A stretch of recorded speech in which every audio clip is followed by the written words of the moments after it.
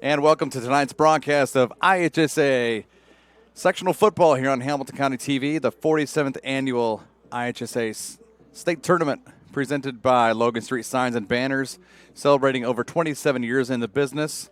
Also, we'd like to thank Noblesville Trophies, Community Health Network, Church, Hiddle and Antrim, Hamilton County Radio, the Hamilton County Reporter, and Deep Blue Computers. And welcome to tonight's broadcast of the Class 6A Sectional 4 semifinals between the Fishers Tigers and the Westfield Shamrocks here at Riverview Health Stadium. Craig Atkins and hopefully soon will be Jack Russell. Producing tonight's broadcast, Will Wofford and Lucas Lacone will be on the camera tonight. And going to be an interesting battle tonight between two teams that just saw each other just a few weeks ago. Just about every 5A and 6A team had a bye week last week in the first round of sectionals because they have half the amount of teams in the sectionals than the 4A through 1A do. And so they got an extra week of preparation for these quote-unquote semifinals of their sectional tournament. And going to be interesting tonight because, two teams that played each other just a few weeks ago, and Fishers took that game 19-14. And it is also in the area in the bottom half of this sectional. It'll be Carmel visiting Hamilton Southeastern. Carmel 6-3, Hamilton Southeastern on the upswing at 5-4. Carmel, they were in a four-way tie for the MIC Conference Championship with Ben Davis North Central and Warren Central. Four-way tie for that 8-team league. And they will get things going over there in the southeastern part of the county tonight. Sectional 3. This became interesting last year when we found out that Noblesville would be playing in a sectional north, if you will. In Sectional 3, Carroll is at Fort Wayne Snyder. 6-3 Carroll visits Snyder tonight, 7-2. Homestead 9-0. Comes in at number 3 in 6A this week, and they'll be at Noblesville over at Beaver Materials Field. And if the Millers do win this week, they would host they will host the sectional championship next week if the Fort Wayne Snyder Panthers win against Carroll. But if Carroll wins, Noblesville would be on the road if the Millers do wind up winning tonight. So, and in other teams in Class 6A, Hoosier Crossroads Conference interest, it's Avon at Brownsburg in Sectional 5. Pike is at Zionsville in the bottom half of that sectional, and it's Sectional 6 at Southport. It's Tech at Southport. Pyramid Meridian's at Ben Davis. And we'll skip down a little bit, actually, to Class 3A, where Guerin Catholic has a tough task at hand, as they will be at home tonight against West Lafayette. The Red Devils, a high-scoring, high-powered offense. A quarterback with over 40 touchdown passes and over 3,200 passing yards. They lit up Hamilton Heights last week at Husky Stadium, 59-7. And so they will face the Guerin Catholic Golden Eagles there at Eagle Stadium at Guerin tonight. The winner plays the Chittard-North Montgomery matchup. That game is at North Montgomery tonight. And the bottom team in that bracket, Chittard, if they do win that game, they would host either Guerin or West Lafayette next week for a sectional championship.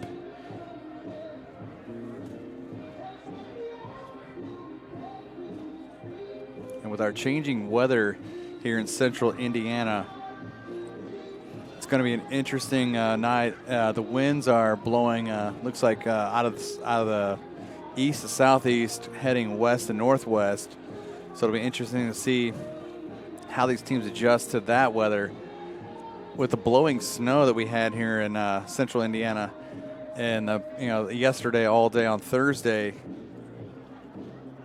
and we weren't sure if it was going to rain here on Friday night, but it looks like, it's beautiful conditions, just a little brisk out there. Obviously, those players going to be warm out there while they're, playing the game, and should be interesting to see. And there comes Mr. Russell himself.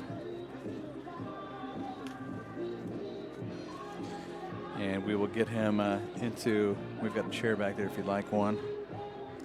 It's like 4 or 5 of those. Yeah, like I said, last time that these two teams met was in Week 8 on October 11th.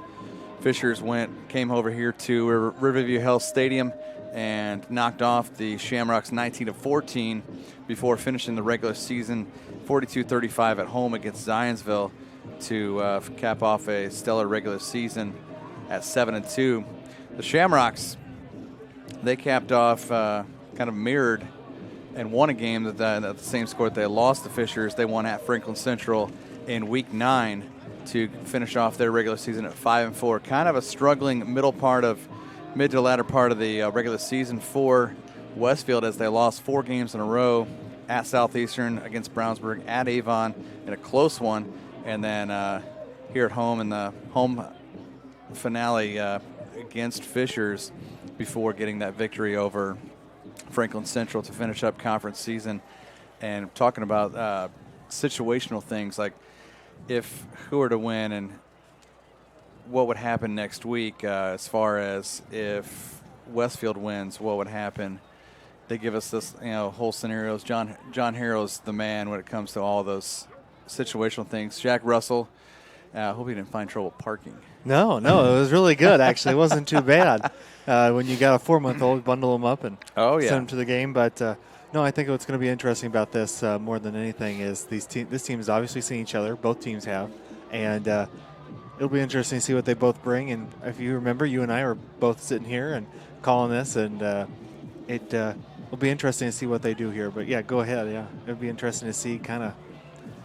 Yeah, because if Fishers were to win and Carmel were to win, sectional championship here in Sectional 4 would be at Carmel. If Southeastern and Fishers win, Mudsock Battle 2 would be once again at Fishers. If Westfield were to win, regardless, they would be on the road. They would go to Carmel or Southeastern. And like before you got here, we got to a scenario in Sectional 3 for Noblesville. If Noblesville pulls off the upset against number 3 Homestead tonight at home, and Carroll wins, Noblesville would drive up to Carroll up in Allen County. That's probably one of the more spread out sectionals, just because Noblesville's that much further, about a 2-hour difference from Fort Wayne or close to it. If Fort Wayne Snyder wins and Noblesville wins, Noblesville will host the sectional championship next week at Beaver Materials Field. If Homestead wins and Snyder wins, Snyder goes to Homestead, and it's obviously a lesser of a road trip for the Panthers. And then obviously Guerin Catholic, tough one at home tonight, but if they pull off the upset against West Lafayette, Guerin would go on the road regardless to either face Chittard or North Montgomery, which odds are Chittard will take that matchup at North Montgomery tonight, because Rob Doyle's just got a great thing going, taking over from Vince Lorenzano. Yeah. And Chittard's always an explosive offense.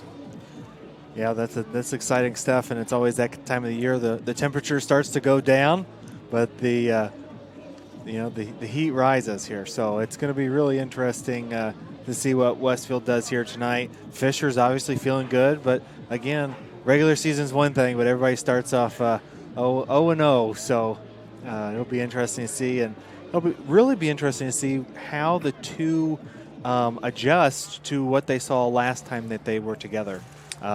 Both on the Westfield side and Fisher side. Yeah, because 3 weeks ago, really, A, wasn't that long ago. Yep. B, they both have had a solid week with no game and time to prepare for just this opponent.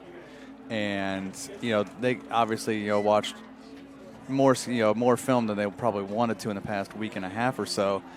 But these two teams can't be more prepared for this matchup, just like every other team in 5A and 6A, except for, the two 5A games last week at Decatur Central and then Elkhart Central playing South Bend Adams. But everybody else in 5A and 6A were off. So 5A and 6A with lesser teams in the sectionals had that benefit of an extra practice week. And, if someone was banged up going into the state tournament, they had an extra week to get themselves healed up and everybody get healthy before sectional semifinals this weekend. Yeah, and I would say for this matchup, I think for each team, it's something to focus on. I think Westfield's going to be the running game. If they're not able to get that running game going like they didn't do at the beginning right away, even with 20 degrees cooler, it's definitely going to happen here for Westfield. And then on the Fisher side, I think a lot of it is going to be, can they keep that momentum like they do? A lot of times, if you remember when we were sitting here 3 weeks ago, they were 4-yard runs, 5-yard runs, which left it to 3rd and short, which really helped them get going and get the momentum. Yeah, and you got a back like Eli Patchett, who is a seasoned veteran.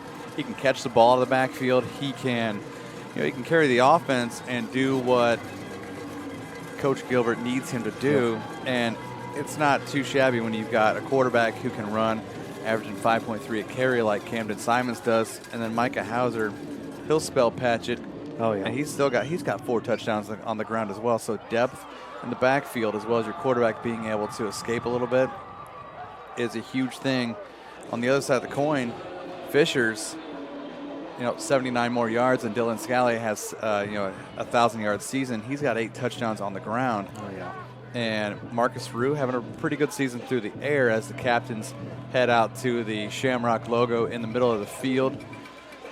Each of the teams with 4 captains, and we'll see who's going to win the coin toss and what will happen for the opening kickoff. But it's just, and obviously we've got a warm press box up here, but it's brisk outside. It is cold. And fall is either kind of smacking us right in the face, especially with that blowing snow last night. I'm sure it was nice coming to Cicero last night too.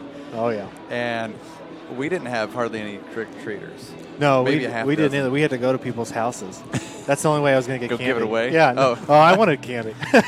Yeah, I mean, Just kidding. Your son's 4 months old now. Yeah. My daughter's 19 months old, and so she just she doesn't understand trick-or-treating yet. Right. So she just loves the fact, seeing all the kids in costume and all that stuff. So it's the fun of it. Yeah, the candy's for us now. Yeah, absolutely. Well, it will be for a few more years until we let them eat the candy. But it's interesting having the little ones like that because everything is just amazement. Yeah, no, you're absolutely right. And as we get going here, I think one of the things for Fishers to focus in on is they've been here before, they played here, they won here. And to be able to play teams, and obviously with the sectionals that you mentioned as well, a lot of these teams have seen each other again. It's going to be who has that one play, who has that one opportunity to make a difference, and I think that's what we're going to see tonight. Because if you remember, 3 weeks ago, this was pretty good matchup. Obviously, Fishers took it kind of at the beginning, but Westfield fought back, and it was really with 1 or 2 big plays, we really had a ball game. Yeah, I mean, and taking a look at Fisher's schedule this year, I mean, they were that close to being either 8-1 or 7-2 because getting thumped actually 2 weeks in a row at Brownsburg and at home against Avon, or they would have had themselves a 9-0 regular season, and that's something that no domination. As Westfield's going to kick off going south to north, right to left on your screen, and kickoff return is fumbled. I believe that was Reese Bolin, and he's going to be gobbled up there at the 17-18-yard line where Fishers will start their first drive of the night. It'll be interesting to see this offense and defense, see what happens here as they get ready to test the waters. And they will come out there with Marcus Rue at the quarterback, Dylan Scally. Number 20 will be at the tailback. He's small, but he is quick and he's agile. He'll find the hole, and he's got some big boys up front to make room for him. 3 wide here to the near side as Rue under center.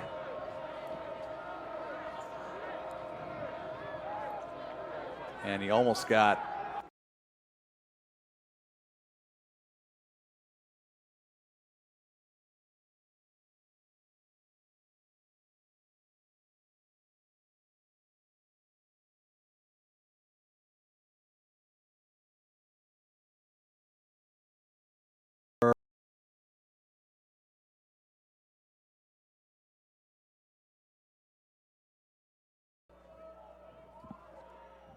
brings up 2nd down and 6. Greg Atkins alongside Jack Russell. Glad you've joined us tonight. If you're not here live, you're probably warm and cozy. like us. Rue passes, finds his receiver, and he'll be taken out of bounds. Looks like around the 29, close to a first down. And they're going to mark it just short. That'll bring up a 3rd and short. Scally with that catch, and he only had 9 catches on the season prior to that one.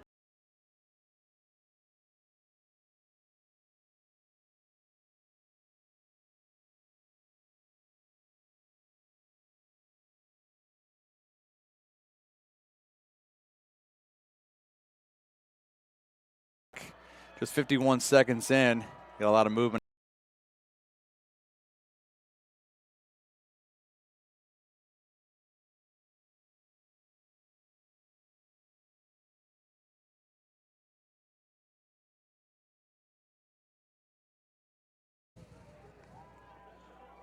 Well, again, nice pass and catch there. Nice pass and catch. Gain of a couple. Tough 3 yards for Leith. Let's see if the Westfield defense can keep it to maybe a 3rd and 5, 3rd and 6 here.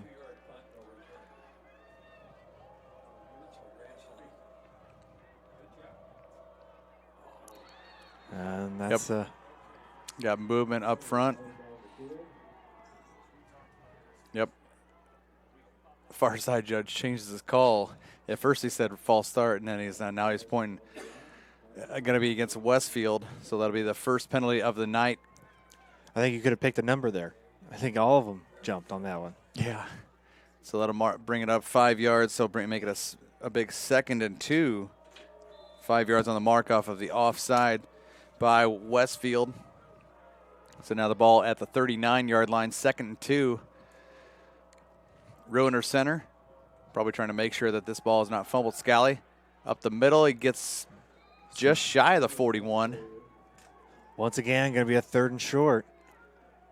Great opportunity right now for Fishers. They're really taking it one possession at a time here. Not like this, like we were saying, where the ball, if it does hit the turf, it could bounce further because that ground is cold, regardless of it being turf, and definitely want to protect it with win or go home as Absolutely. the mentality. Big 3rd down and 1 at the 40. Fishers needs the 41 to get that first down. Westfield stacking the box. And Scally up the middle. Gets the first down up to the 42 with ease. And you know what? Fishers seems like they have the mentality of let's wind the clock and get the yardage. And if they can pound out a drive, that's the 6th play of the drive in roughly just over 3 minutes. Yeah, we're only talking about 20 yards that they've moved the ball. So 6 drives, only about 20 yards. But again, it's getting into those 3rd and short positions, giving yourself an opportunity. And so far, great job by the Fishers Tigers. Rue taking his time. He's got plenty of time. Receiver in motion, zigs it, gets the handoff, and he'll get a first down actually close to a first down. Did number 21, that is Reggie Cook. Well, if you take a look at the replay, he was actually met right away in the backfield, loss of about 3 or 4, but brings it all the way down for first down. Or excuse me, 2nd and short. Yeah, it looks like that was Popeye Williams who kind of whiffed on that, or he would have had him in the backfield for a loss. So now it'll be 2nd down and 1 on that 9-yard pickup by Cook.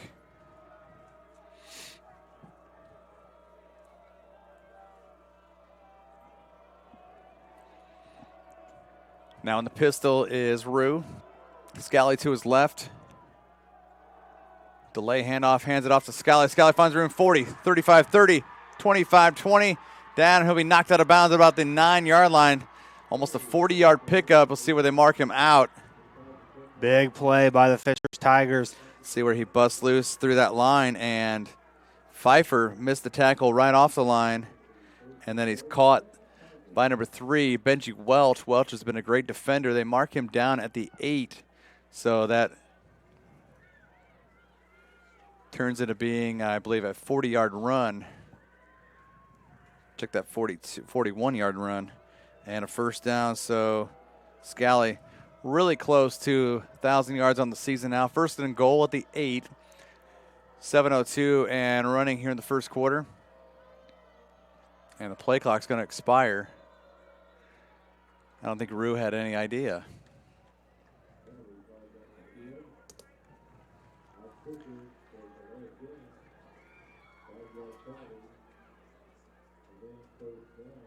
So delay of game, that'll move him back.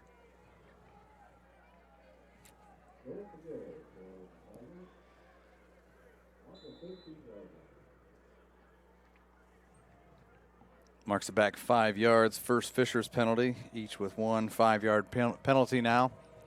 First and goal at the 13.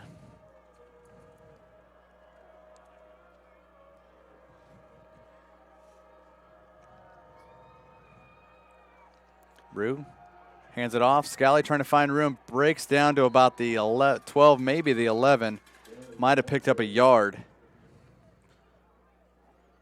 Good job by the Shamrocks to close out the corner there.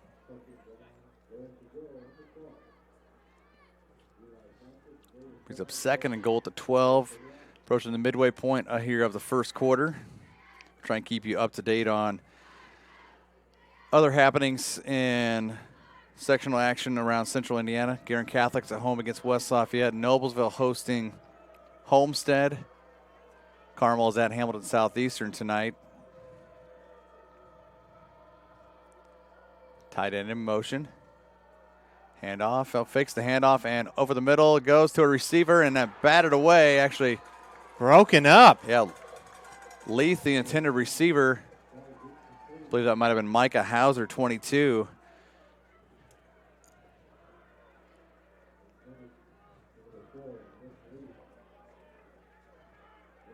Nice job. That's going to bring a third down. Third and goal at the 12, and if they can force Fishers into a Jack Phillips field goal attempt, that's a plus because that was play number 10 right there. Here's 11. So if you force them to work half a quarter and they have to settle for a field goal, that's a plus for your defense. Rue back to pass, looks again, and he's going to be caught from behind. Nope. Intercepted by Westfield. That's going to be number 3. That is Benji Welch, and he returns it back out to about the 15-yard line. Interception, and I would say time and time again, you wonder why. That's why I love Friday nights. Oh, yeah. I mean, everything can turn on a dime. So interception by Benji Welch.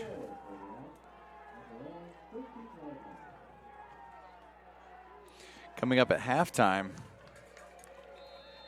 Assistant Athletic Director and girls basketball head coach Jenny Smith going to join us. We're going to talk about her new role here as the assistant AD, as well as the upcoming, and obviously they've already started scrimmages, girls basketball. Looking for the outside. Gain of a couple. Patchett. As they start this drive, Westfield does from their own 13. Camden Simons has options out there.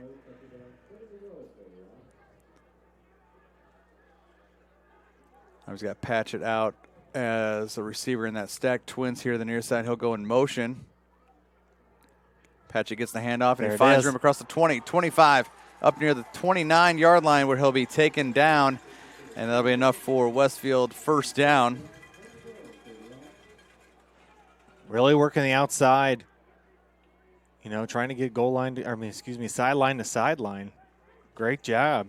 2 plays, kind of reversed. Gets him a first down. Picked up 14 on the play, did Patchett, and that honestly might be the name of the game tonight. We may see some passing here and there, but you're going to see obviously both teams setting up their passing game, what they use with their run, and they've both got steady ground games, which becomes a plus and why this game's going to be so evenly matched throughout. 6 yards on that pickup by Patchett. Brings up a 2nd and 4 at their own 36. And the fans might like that because the clock rolls because they're running the ball. So they're not going to be out there freezing because of this nice weather we've got tonight. Castor, the intended receiver over the middle, off that Simons pass.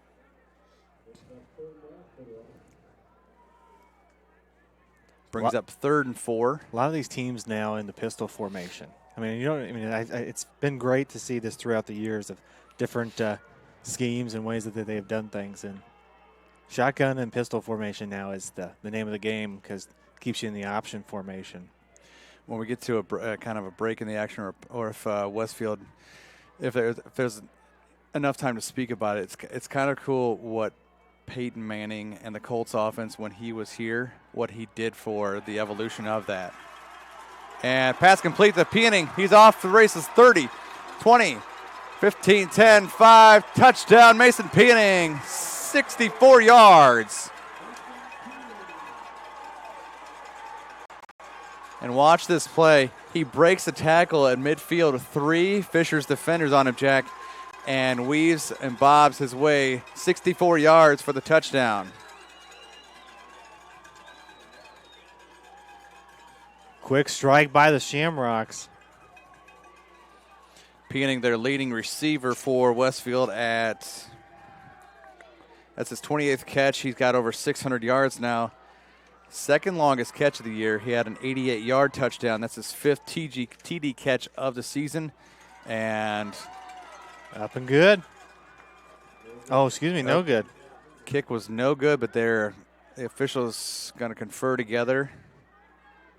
Not sure if that was movement up front. False start, going to move it back 5 yards to reattempt the kick. And out there to kick is number 16, Sean Sullivan, the junior place kicker. And we'll see if he can.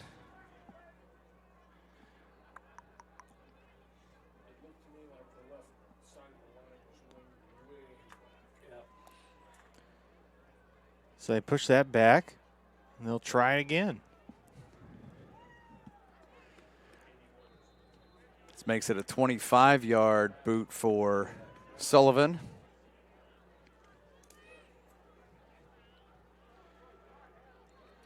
This one's going to be up and good for the kick, and with 4:09 left, first quarter, it's Westfield 7, Fishers 0. Let's see. You're watching the HCTV Sports Game of the Week here in Sectional 4, presented by Logan Street Signs and Banners. Logan Street Signs and Banners, celebrating over 27 years. Logan Street Signs and Banners specialize in last-minute signage and banners, serving Noblesville and Hamilton County since 1992. You can contact them at 317-773-7200 or visit them online at loganstreetsigns.com. You can also follow them on Facebook, Twitter, and Instagram. So just like that, Fishers stymied as Westfield bounces right back after that Benji Welch interception, as the Tigers were looking to score, but Westfield played some good defense, almost forced Fishers into a field goal, and when they had to go for it on 3rd and goal at the 13, interception thrown by Rue into the hands of Benji Welch. 5 plays later, Westfield scores on a 64-yard pass to Mason Peaning, and Westfield is up 7-0 here on Fishers.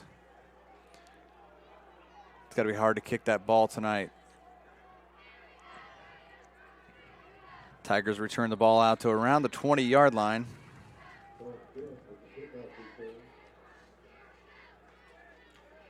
So here come the Tigers back on offense. About where they started to, on the first possession, about right where they started. Pretty close.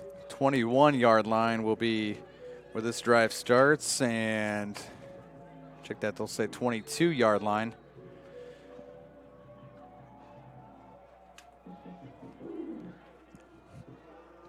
So the Tigers back out there in their white jerseys and red pants, and Westfield with their home greens with their white numerals and green pants, going green on green tonight.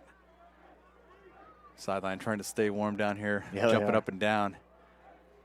Ball on the turf, and there's a flag in the backfield by the referee. False start.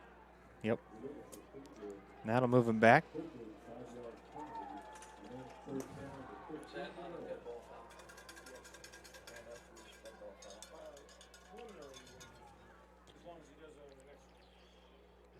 So that'll move them back. That'll bring up first down again with 4 minutes. 1st and 15 from the 17 after that 5-yard mark off.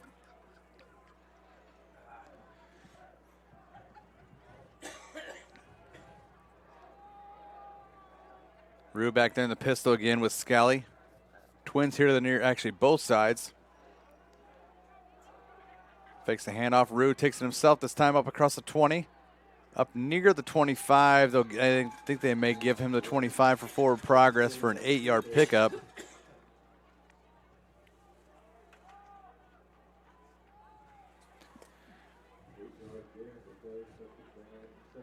Brings up 2nd down and 7 from the 25.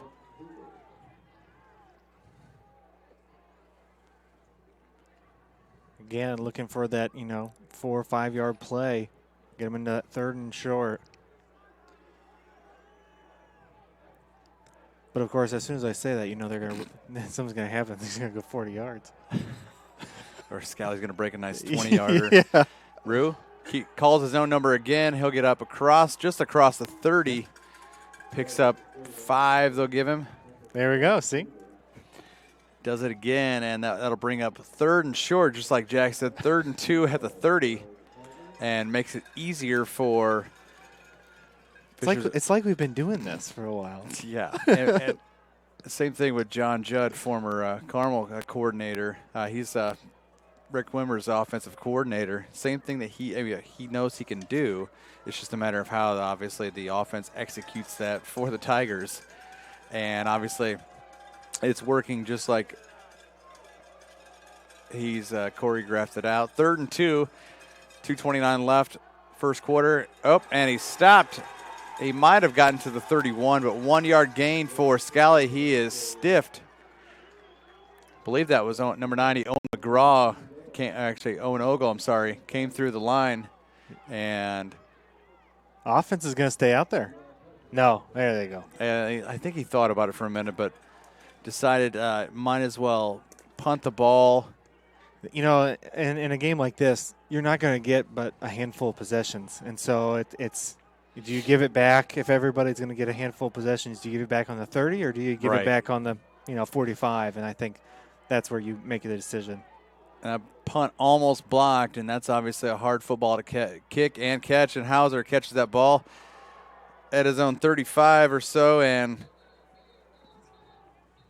he returns it to up near the 40. They'll mark him at the 40. And we got a flag down. False start on Fisher, so they'll probably decline that. And well, I would imagine you'd want to repunt that.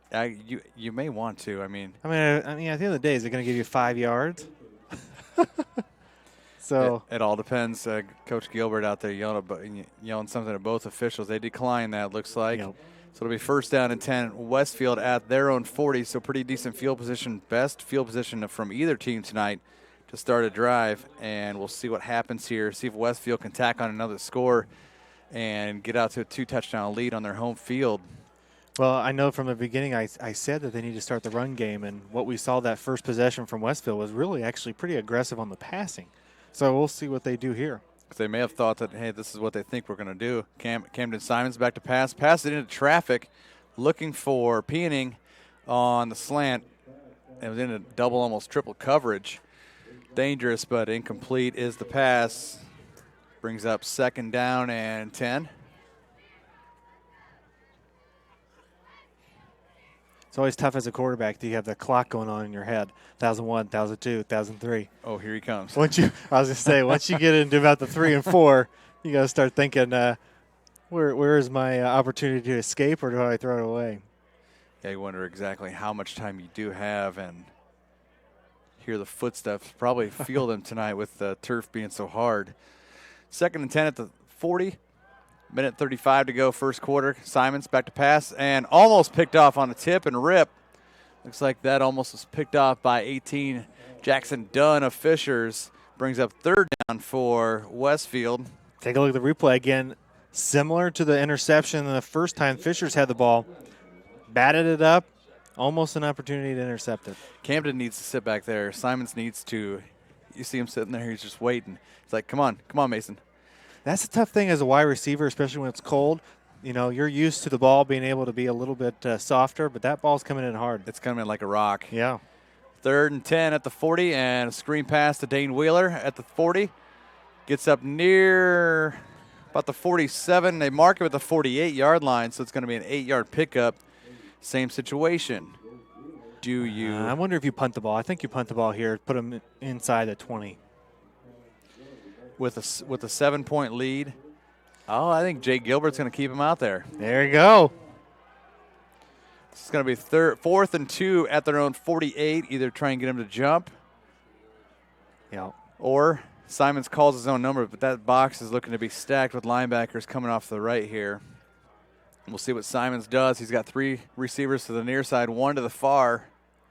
They're not showing it, but you got all 3 linebackers coming, yeah. Play clock winding down, and Coach Gilbert burns a timeout here with 43 seconds left here in the first quarter. And we'll see what Westfield comes out of this timeout with.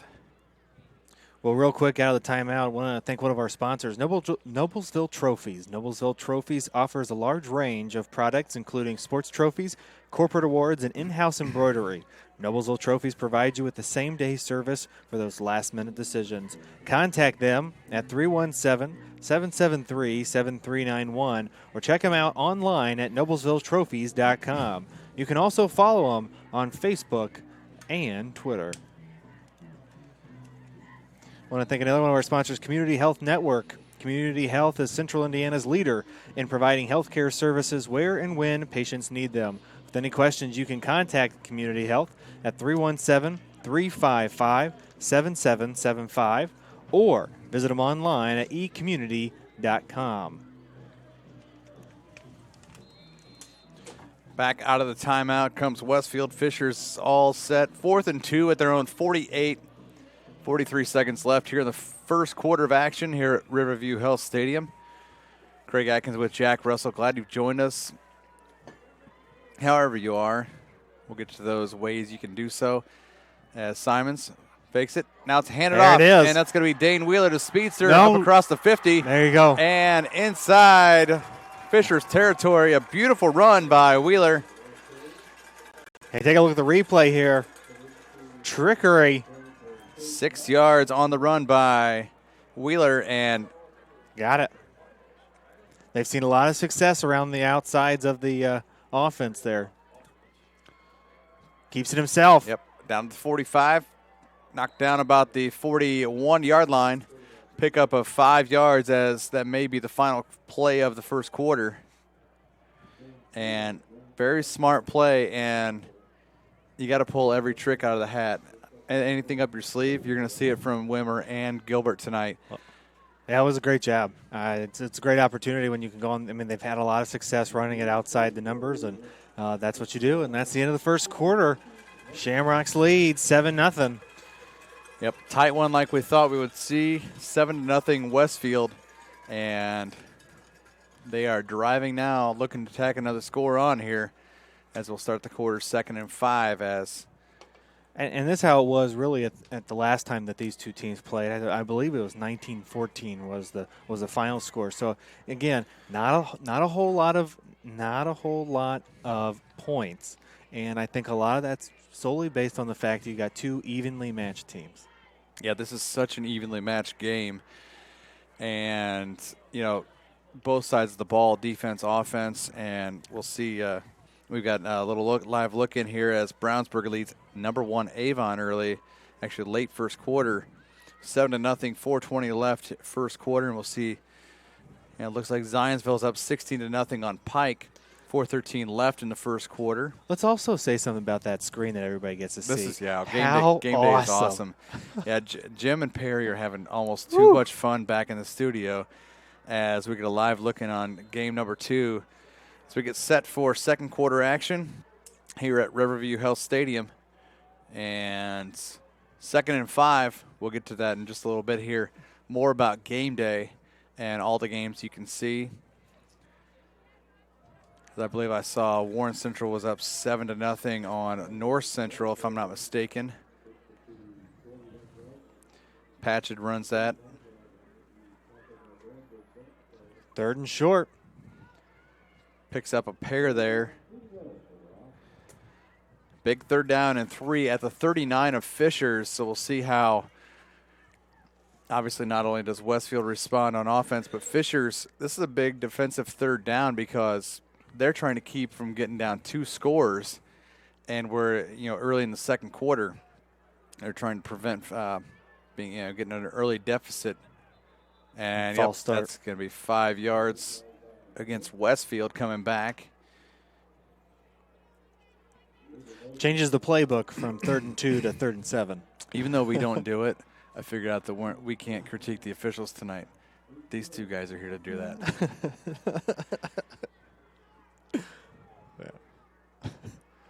But yeah, this will open up a different playbook now. 3rd and 8, excuse me. So, and we'll see what 3rd down and 8. Camden Simons, of course, he had a nice play to Mason Peoning for a 64-yarder in the 1st quarter to get the score rolling, and a screen pass. Nice play. That's going to be Mason Peoning again, down 25-20, down about the 16, 17-yard line, and a huge pickup for Peoning. Let's see a little screen pass, a little hop jump, and a pass to Peoning. And he's taken down. They'll call that a 29-yard pickup by Peoning. And just like that, he's got 2 catches for 93 yards. And Westfield's in business at the 15 of Fishers. Looks like we're going to have a timeout on the field. I think we got an injured Tiger around the 15 across the way. I wonder if at this time, if we got time. Yeah,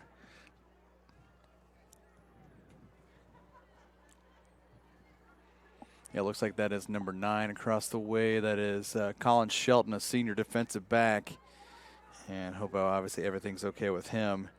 Here's the Carmel HSC game. Carmel up 7-0. Another one. It looks like Ben Davis up 22-0 on Perry Meridian. As they close the Twitter window on me, they're reading it. Cathedral's up 21-0 over Terre Haute South. Thank you, sir. Cathedral's up 21-0 on Terre Haute South in the south of 5A. And obviously Cathedral looking to make a run in the 5A state playoffs tonight or this year. Guerin and West Lafayette. It's 7-3. West Lafayette leads. It looks like Center Grove's up 7-0 at Columbus East tonight. Columbus East 7-2 coming into tonight are the Olympians. Madison Grant and Union City tied 7 apiece.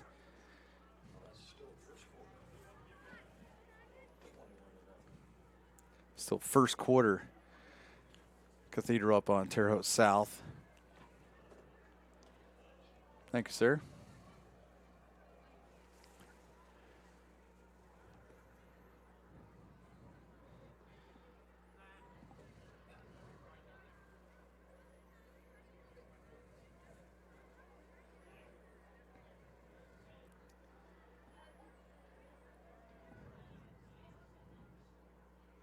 And we hope something like this obviously isn't serious enough of an injury.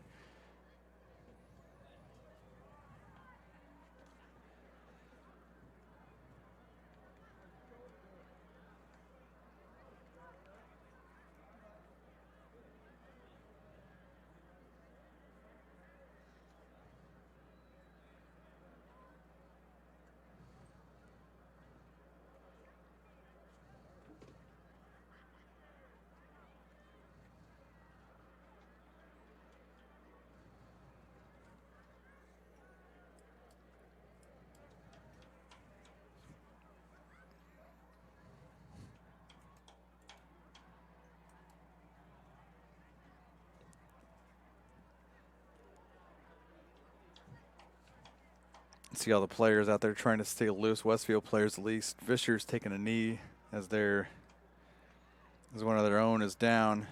As we'll try and find some scores and updates. As here we've got game day, Noblesville and Homestead from our friends at Summit City Sports. Scoreless in the first quarter. And obviously, like we said earlier, if Noblesville survives and upsets Homestead tonight at Noblesville, Noblesville would host the sectional championship if Fort Wayne Snyder wins at home against Carroll. So it's all deciding factors, and same thing, looks like.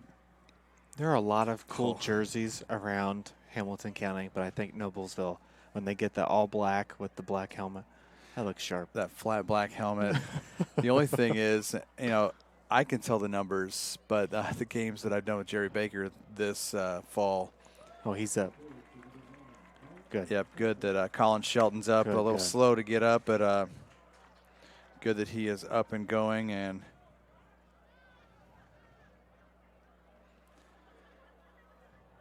hopefully he's able to get himself back out there tonight. And, that's obviously the scary thing about football. And it may have been a stinger or something that, just kind of surprised him. And hopefully he'll get back out there. But Westfield in business at the Fishers, 1 minute into the second quarter. We're glad you've joined us tonight on Hamilton County TV. Here it is, keeps it himself. Yep, and 15-10, out of bounds at about the 7-yard line.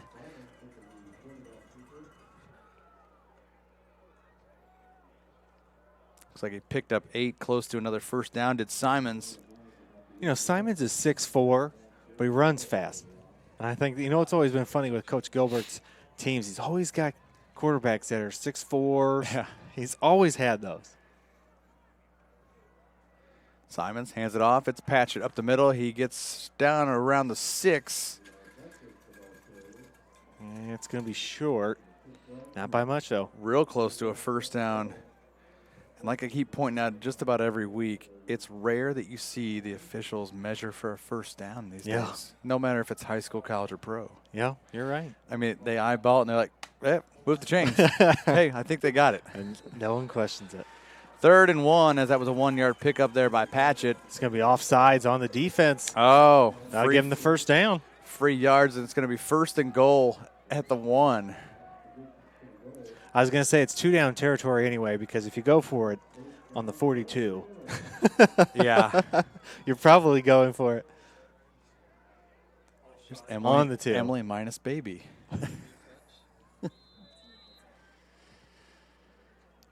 Westfield going 3 wide here, the near side. Patchett behind Simons. 1st and goal at the 3. Patchett, easy does it, and he moseys his way across the goal. Oh, nope. They're going to mark him down. Oh. Was that an early whistle? He must have gotten stood up at the goal line or just before. Here we go. That's it. And he sneaks it in. Doesn't matter. Patchett looks like that was a wildcat. Snaps it in for. So Patchett with a 1-yard touchdown run, and we'll see here on the replay. That's how you do a no huddle. Real quick. That was the quickest handoff because I almost thought it was a wildcat. Handoff to Patchett by Simons, and 13-0 before the Sullivan kick. And Fishers has got to be beside themselves 14 minutes into this game, and they're scoreless. Westfield with the extra point up. It's good. And good. So it took them 4 quarters last time to score 14 points, and they've done it early in the second. In just over a quarter. So with 10:02 left here, second quarter, plenty of second quarter clock. And Westfield with a commanding 14-0 lead. And Fishers, they're going to need to respond really quick. It's obviously this drive to make something happen on offense, or they're going to find themselves in a hole they don't want to be in.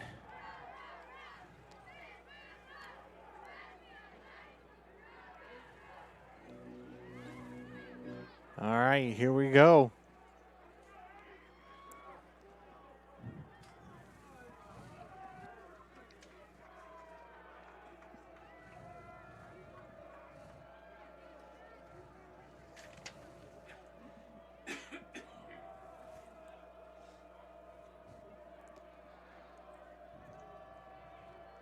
Sullivan back to kick from his own 40.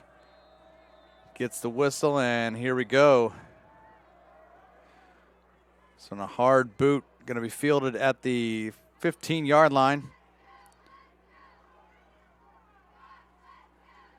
Going to be taken down at about the 25-yard line where Fishers will take over on this drive.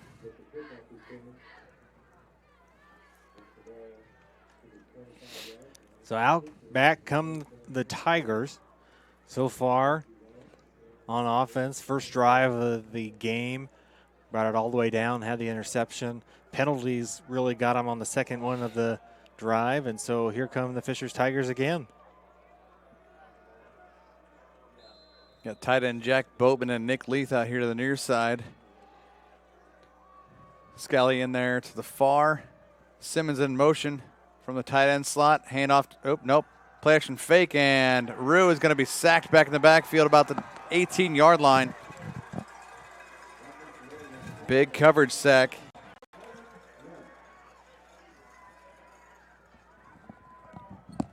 As they'll give him a 5-yard loss there.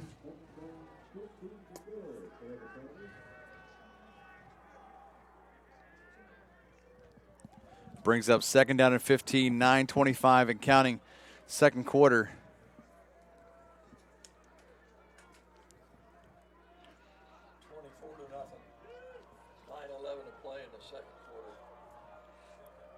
Another update in 5A Cathedral up 24-0 on Terre Haute South in the second quarter. Rue. Screen pass, and going to be dropped. So his last three passes, incomplete, interception, and incomplete. Both those incompletes were dropped by Tiger receivers, so that's going to bring up a big third down and 15 from their own 20.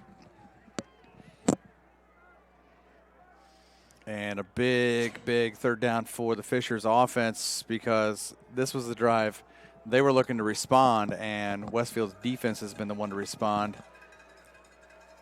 Got to get something here because that's going to give the punt's going to be right around the 50-yard line. And the wind's kind of swirling. Yep. Rue back to pass, has time. He escapes out left and gets across the 25, taken down almost the 30-yard line. Got to be about 5 or 7 shy of the first down. They mark him at the 28. Picks up 8. But that's going to bring him 5 yards shy, 6 yards shy of the first down. And it's going to bring out the punt team. Brings up 4th and 6 from the 29.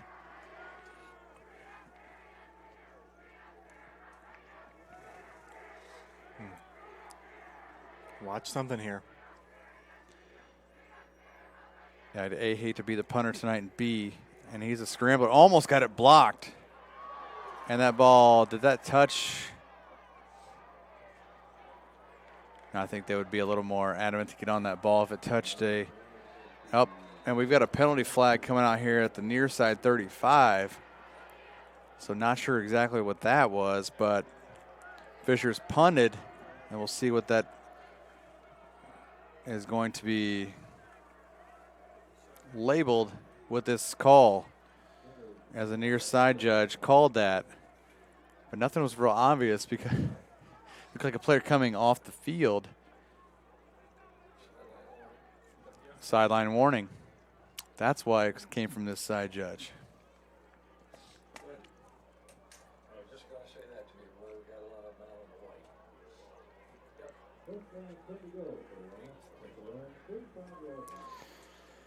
So it'll be a sideline warning given to Westfield. Usually a warning's all it takes. And they keep off that white. There's plenty of gold for them to stand on.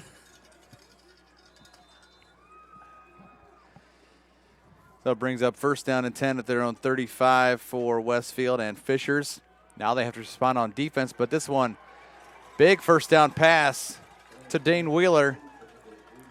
Gets up to the 46 for an 11-yard gain.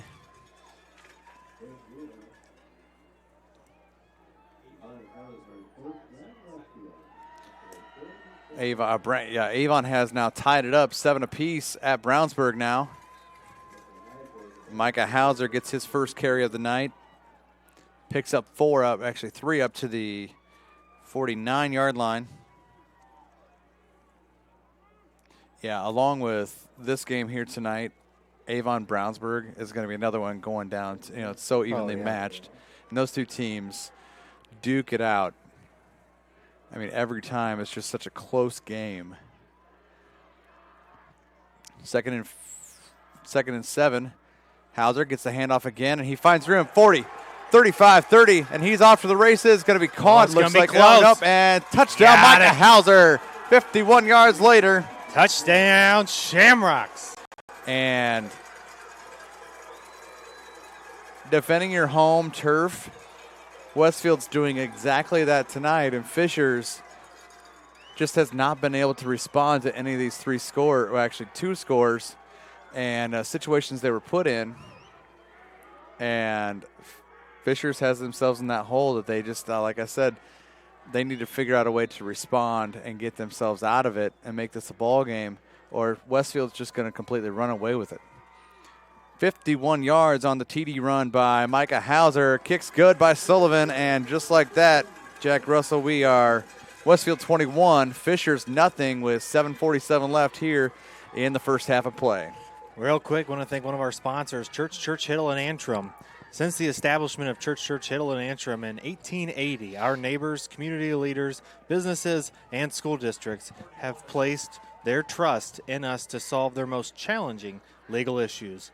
We have a rich history of helping our clients when they need it most.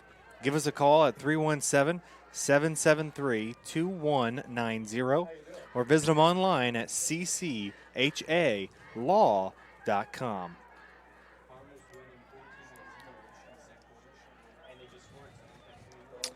Check. Carmel has extended their lead over Hamilton Southeastern over in Fishers. It's now 21-0 Carmel. So 2 runaway games in 6A Sectional 4. And like I said earlier, situationally, if Westfield and Carmel win, it's going to be a repeat of Sectional 4 championship like it was last year. Westfield would go to Carmel, but obviously we're still in the first half of play in both games. And, I mean, you can't say enough about Carmel when it comes to the state tournament. They're always prepared, whether it was, I know. Kevin, whether it's been Coach Ebert, whether it's been anyone else in between or before. And picked up for the return at the 15-yard line by number 35 of Fishers. That is Sean Kim. Yeah, I mean, Carmel just seems like one of the more prepared teams when it comes to the state tournament. The interesting piece of that, though, is on the coaching side, for Westfield especially, they've been there. Yeah, they've been to two state championships. They've been to 2 in recent years. They know how to play in the playoffs. And the one team, just because they're newer in 6A, the one team that I think would surprise a lot of people in the North, that if they would get as far as they can, and we know they can because of all these players who have been here for 3-4 years now, Westfield can make a run. Yep. And this Westfield team may be that much better, even at just 5-4, because let's be honest, we always say it's a meat grinder in the HCC. Mm-hmm. 2 4-6 seasons in a row. Those are still really good Westfield teams, and it's gonna be interesting to see if this score holds up as well as the Carmel at Southeastern score, both at 21-0 right now. Yeah, and especially if Fishers here can get down the field, they can get some points on the board, take some clock away. It's only a 14-point game. We've seen a lot of stuff in the years I've been doing this. 14 points in high school football, that's nothing. It can come back from in no time flat, just depending on how you can catch the other team off guard. And yeah, it's amazing how some teams can just fold under pressure. And so it'll be interesting to see. We've still got plenty of football left here. Same thing at Southeastern tonight. The Royals could respond and make that just a completely even ball game, just like Fishers could respond here. Brings up a 3rd and 2 2 straight Scally runs to equal 8 yards, and he runs right into the pile, and I don't think he gained a yard there. Nope, no gain for Dylan Scally. Brings up 4th and 2 at their own 33. Now down 3 touchdowns. I think you're going to see Rick Wimmer go for it. Nope, punt team's coming out again, and they have to trust their defense. That's the big thing. And high school football, you have to trust your defense, and that's one thing they've done all year long, except, that just the 2 losses in the middle of their schedule. But otherwise, Fisher's played a great regular season at 7-2. Watch a fake here. And just depending on who that nope, you're right. And end over end punt. And, Hauser doesn't field it right and has to dive on it. The ball's on the turf, and looks like Benji Welch, number 3, dives on it for Westfield, but it just looks like a big brown rock coming through the air. Yeah. And tough to catch, punt or kick, on a night like this where it's just brisk and temperatures are starting, they're not slowly, but they're fading fast and getting cooler out there, and the wind probably doesn't help either. No, a lot of factors go into when you're punting the ball. That's almost an opportunity for a turnover. So Fisher's punts once again, and Westfield with the ball at their own 24-yard line to start this drive. And we'll take a little bit of a break and then come back in probably the middle of halftime and take some time out to speak with Westfield Assistant Athletic Director and girls basketball head coach Jenny Smith on her new role here at Westfield and the upcoming girls basketball season. Simon's going up through the air across the middle, and Peoning looking for a flag, and that was just great coverage there by number 18. I think that was 18 looking for him. Jackson Dunn. He's been in on a couple plays already tonight. Good play on the ball there as Simons tried to go deep and make a statement there on first down. Incomplete pass.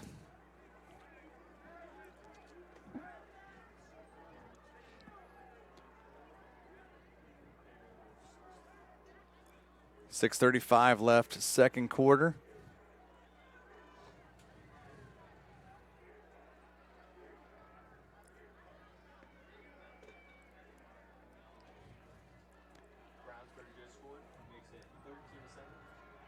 Camden Simons across the middle again, and we're going to have a pass interference. All over him was Grant Wetzel, number 33.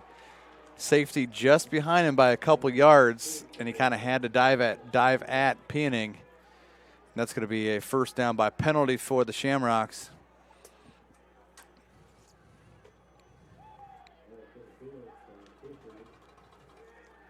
So that's going to move the ball from the 24. I believe up 15 yards up to the 39.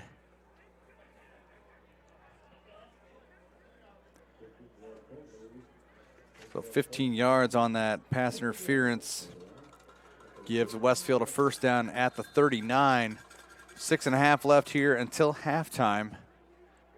1 touchdown in the first, 2 here in the second for the host Shamrocks as they're making a statement.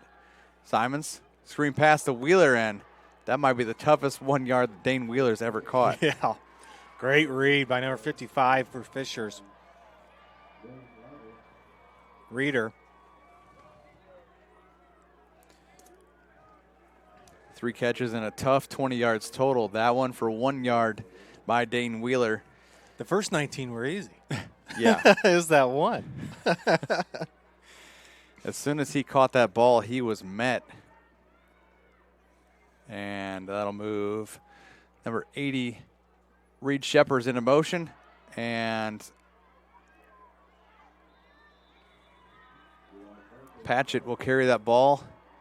Forward progress up to the 43-yard line. Well, that'll give him a 3-yard gain on the play. Brings up third down at 6.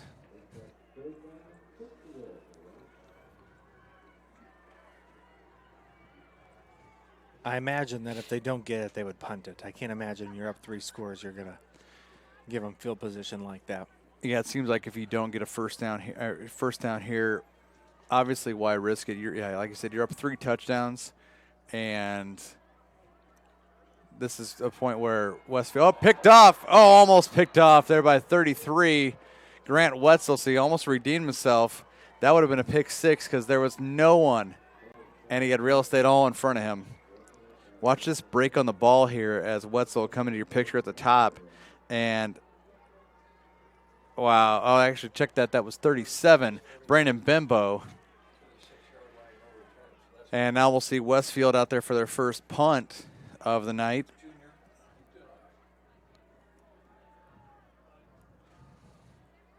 Wow, that was close. It's going to be a low end-over-end punt, and it's going to be touched by Westfield.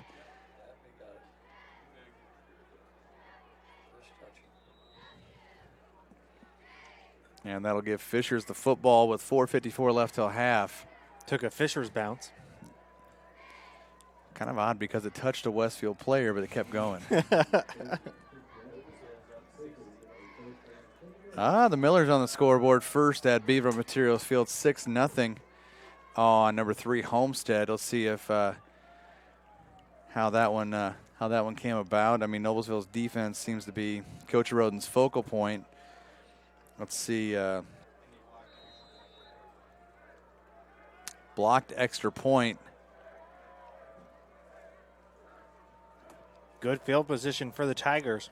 Ball at their own 36. Scally runs the ball, gets up near the 40 where he'll be marked down. 4-yard pickup.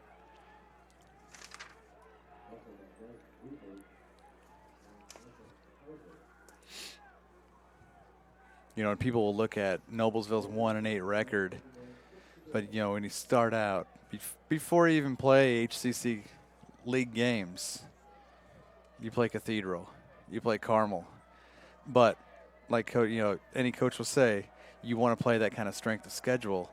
It's just it's tough to play in a league like the HCC and pass up and incomplete, intended for number 21, Reggie Cook. At the end of the day, just like we said at the beginning of this, every team's undefeated. Yeah. And so it starts 0-0, and what you do with that and how you respond to that. So it doesn't matter if you're 10-0 or you're 1-8. That's why we play the game. Yep. And a bad thing like, and I haven't looked, but there are probably too many 9-0 teams that either started sectional play last week or this week with that 9-0 record, Yep. and they could get their first loss and go home, put the pads away, and after just one game, because you can't go in assuming that you're going to keep winning. You got to play per weekend. The rush is on by Westfield's defense and pass way out in front of 86 Jeffrey Simmons, the Fishers' leading receiver. Incomplete again, brings up 4th and 6 at their own 40. So this drive kind of sputters out for Fishers also.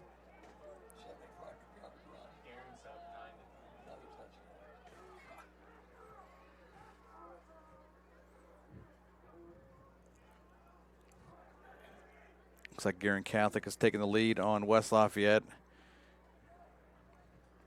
Yeah, that first score for the Millers was Alex Zavac to Jaden Barrett on the touchdown, 8-yard touchdown pass, like Will told us in our ear. PAT was blocked, so Noblesville with a 6-0 lead on Homestead, trying to defend the home field there. And we got a flag down inside the 35. So we've got 4 minutes left here, first half of play. Cathedral just rolling over Terre Haute South. 38-0 second quarter. They haven't even hit the half there.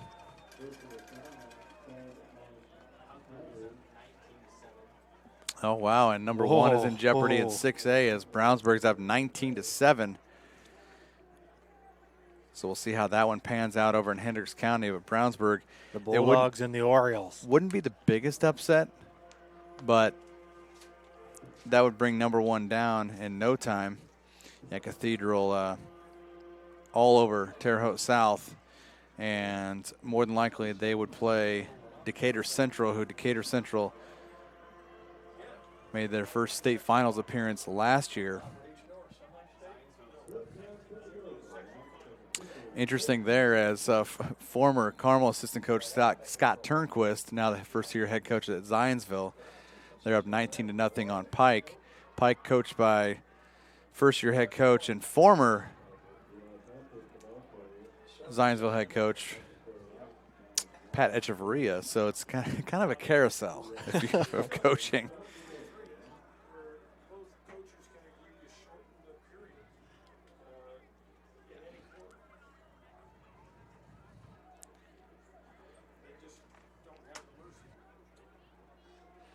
So if you're wondering what happened as that drive started at the 49-4, check that 49-4, and Peening, another beautiful catch. One of the things I've been watching Simons, the quarterback, is the way that he reads that option. He watches his slot receiver to see what he's going to do, how open he is, and then he takes the ball or gives it away. And yep. Impressive. Patchett bowling his way, keeps his feet rolling down to about the 22, picks up 15 yards on that play. Yeah, Camden Simons, and every time I talk to Jake Gilbert, he talks about how smart Camden Simons is. So and smart. He's probably one of the smartest quarterbacks, and regardless of the success of Nick Ferrer. You're right. Camden Simons is that he's that cerebral quarterback, and he's got his eyes going every which way. He can see all of his options and knows, and all of a sudden, boom, on a dime, he can just find his receiver, and just smart football, and that's why he's got Westfield just about to go up 4 touchdowns here late in the first half. Simons goes left corner of the end zone, touchdown. And that's going to be Dane Wheeler from 22 yards, and a huge play. Watch the replay here, folks, as plenty of room. He's watching his reads. 1, 2, fires it in the back of the end zone. And if you looked, that offensive line made almost like a U shape. It was almost like a bent V, but that's what that offensive line is supposed to do to protect Cam Simons. And look what he found on a corner route. 22 yards later to Dane Wheeler, and Westfield, commanding lead. Sullivan set to put on the PAT here with 2:37 left till half, and kick is up, and it's good. And just like that, Fishers is stunned. It's 28-0. Westfield on top here with 2:37 left until half. I do want to thank all of our sponsors tonight. Logan Street Signs and Banners, Noblesville Trophies, Community Health Network, Church Hiddle and Antrim, Hamilton County Radio, Hamilton County Reporter, and Deep Blue Computers. So 2:37 left to play in the second quarter, 28-point ball game here in Westfield.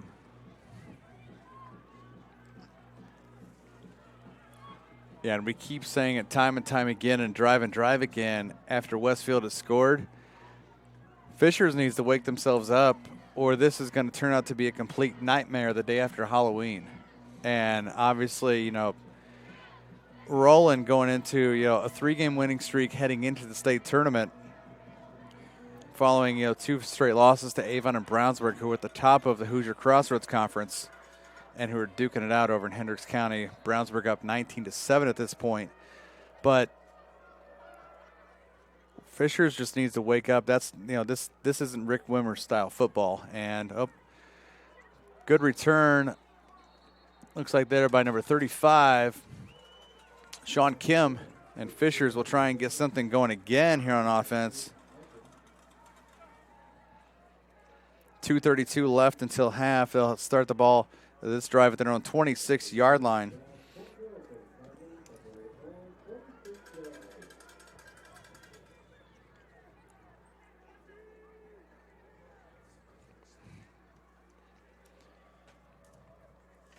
Let's see if Fishers can get something going here on offense.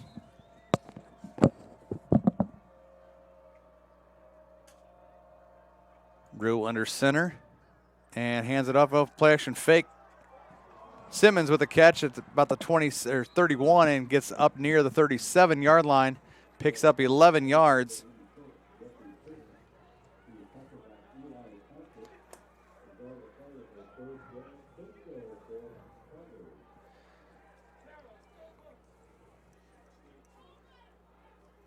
Picks up 12 yards and a first down, just the 4th first down overall for Fishers, as they have to get something going or they'll be in a incomplete pass to Reese Bolin, number 6. Yeah, they'll just be in a world that they didn't dream of being in, as they're down 28-0, 2:05 left till half here at Westfield. And Westfield, just everything's working. You're right, and I think a lot of it is between the way that they've found that the way that they can run the ball is outside the numbers. They found that their quarterback, the IQ of the quarterback this week, or tonight, has been really high, and I think that's been a big difference. 2nd and 10 after that incompletion at the 38 for Fishers. Back to pass is Rue. Has time, finds, and Reese Bolin could not reel that one in. Beautiful route he ran, but he just couldn't reel the pass in. Looks like he was defended by 25 Kyle Pape, the junior defensive back. Holding on Fishers. Oh.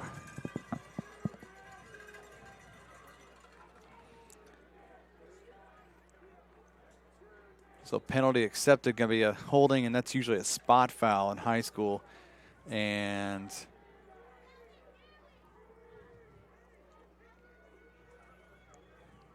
going to move that ball back to the 24.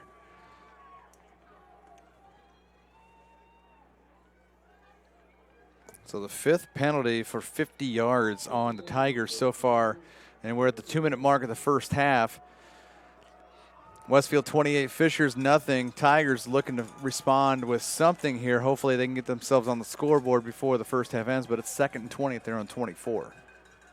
Rue back to pass, has time and room, and threads a pass to Reese Bolin. He catches the ball up near the 42, so they're close to a first down. Looks like a 17 close. or 18-yard pickup. They'll mark him at the 41 for a 17-yard pickup.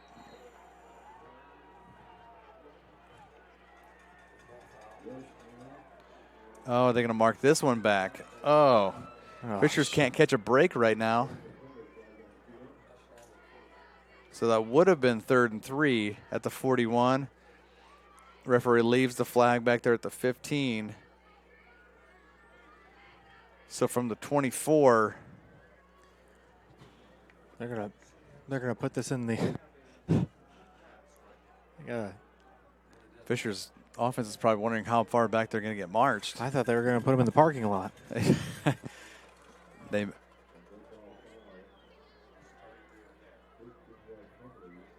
PA mic is kind of muffled. Not sure what's going on with the speakers. Can't really tell exactly what they're saying.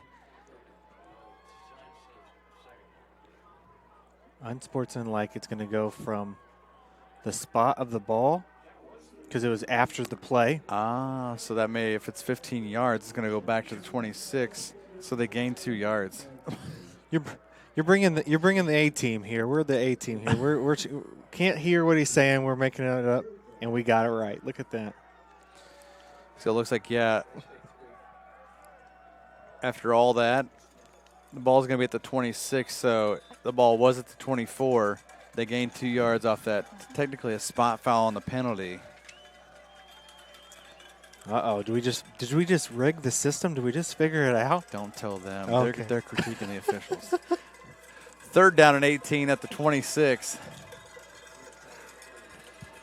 Huge 3rd down for Fisher's offense as Rue back in the pistol. Has time. Screen pass to Scally. 25, 30, 35. Breaks up near, and he'll be taken down the 41 where the last play before that penalty went down. So it's going to be a 15-yard, 15-yard pickup up to the 41 on the screenplay to Scally. And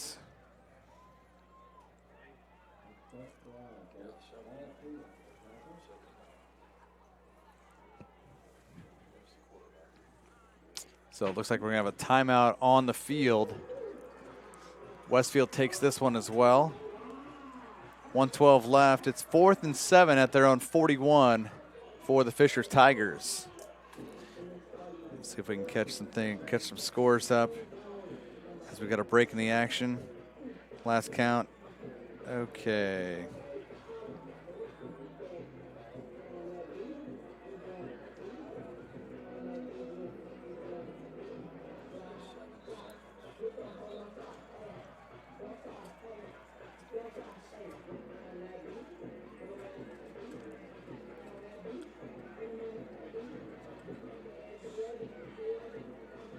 As we're going to get back to action here. Following the timeout, coming up at halftime. We'll take a little bit of a break, and then Jenny Smith, assistant AD and girls basketball head coach here at Westfield, will join. We'll talk a little bit about her new role as assistant AD and the upcoming girls season. Fisher's going to punt. Beautiful punt this time. There it is. Hauser retrieves that punt at the 19-yard line, tries to find room, gets across the 35. He'll be marked down about the 37-yard line, and odds are Westfield's probably going to take a couple knees and run this first half clock out.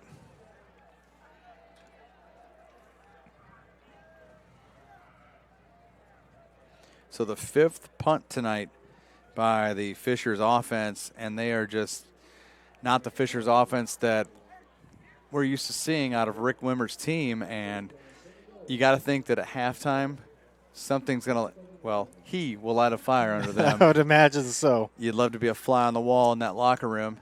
Simons back to it. The ball's on the turf, and they've got to dive on it. Well, you don't want to do that. So I wonder if they're going to adjust the offense where Simon's under center. I think I would do that for this final 40 seconds, just to A, keep the ball, and B, to keep the clock rolling, just because it's, you've got a four touchdown lead. You might as well just. Well, somebody's got to sign us up to be an offensive coordinator somewhere, because we've really gotten it tonight. Because what? They're taking me now. Coach Gilbert and company going to waltz into the locker room with a 28-20 convincing halftime lead here in the sectional semifinals here in 6A Sectional 4. We'll take a break here in a little bit and kind of regroup things, and when we come back, we'll have girls basketball head coach here at Westfield, Jenny Smith, and she's the assistant AD here now under Andy Tebby.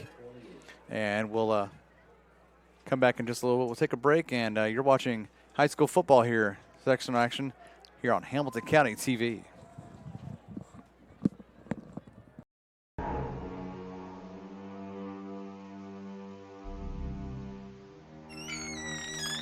Can I help you? Yeah, I'm looking for Logan Street signs and banners. You found us.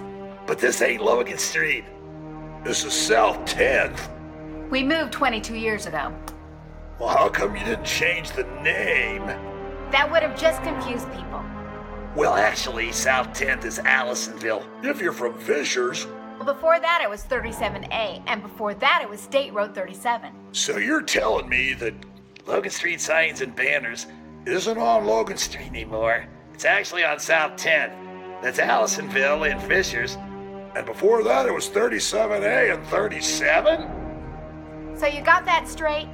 Logan Street signs and banners conveniently not located on Logan Street, but rather South 10th Street in Noblesville. Exactly. When medical care is needed, where will you turn?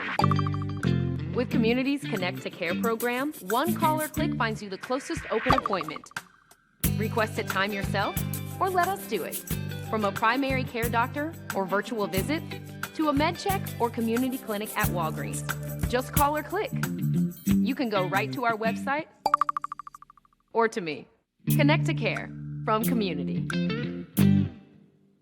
Are you tired of watching your favorite IHSAA broadcasts on your small mobile device? You can now watch them on your TV with new apps for Apple TV, Android TV, Amazon Fire, and Roku. Brought to you by the IHSAA and Blue Frame Technology. First apartment. Dog named Bella. Boyfriend, TJ. With the sweet ride and the bad secrets. Exit TJ. Hey, it's Eric. Wedding, Eric Jr., new house. Luckily, once a year, Indiana Farm Bureau Insurance checks to see if we're paying too much or cover too little. Find an agent and stop knocking on wood.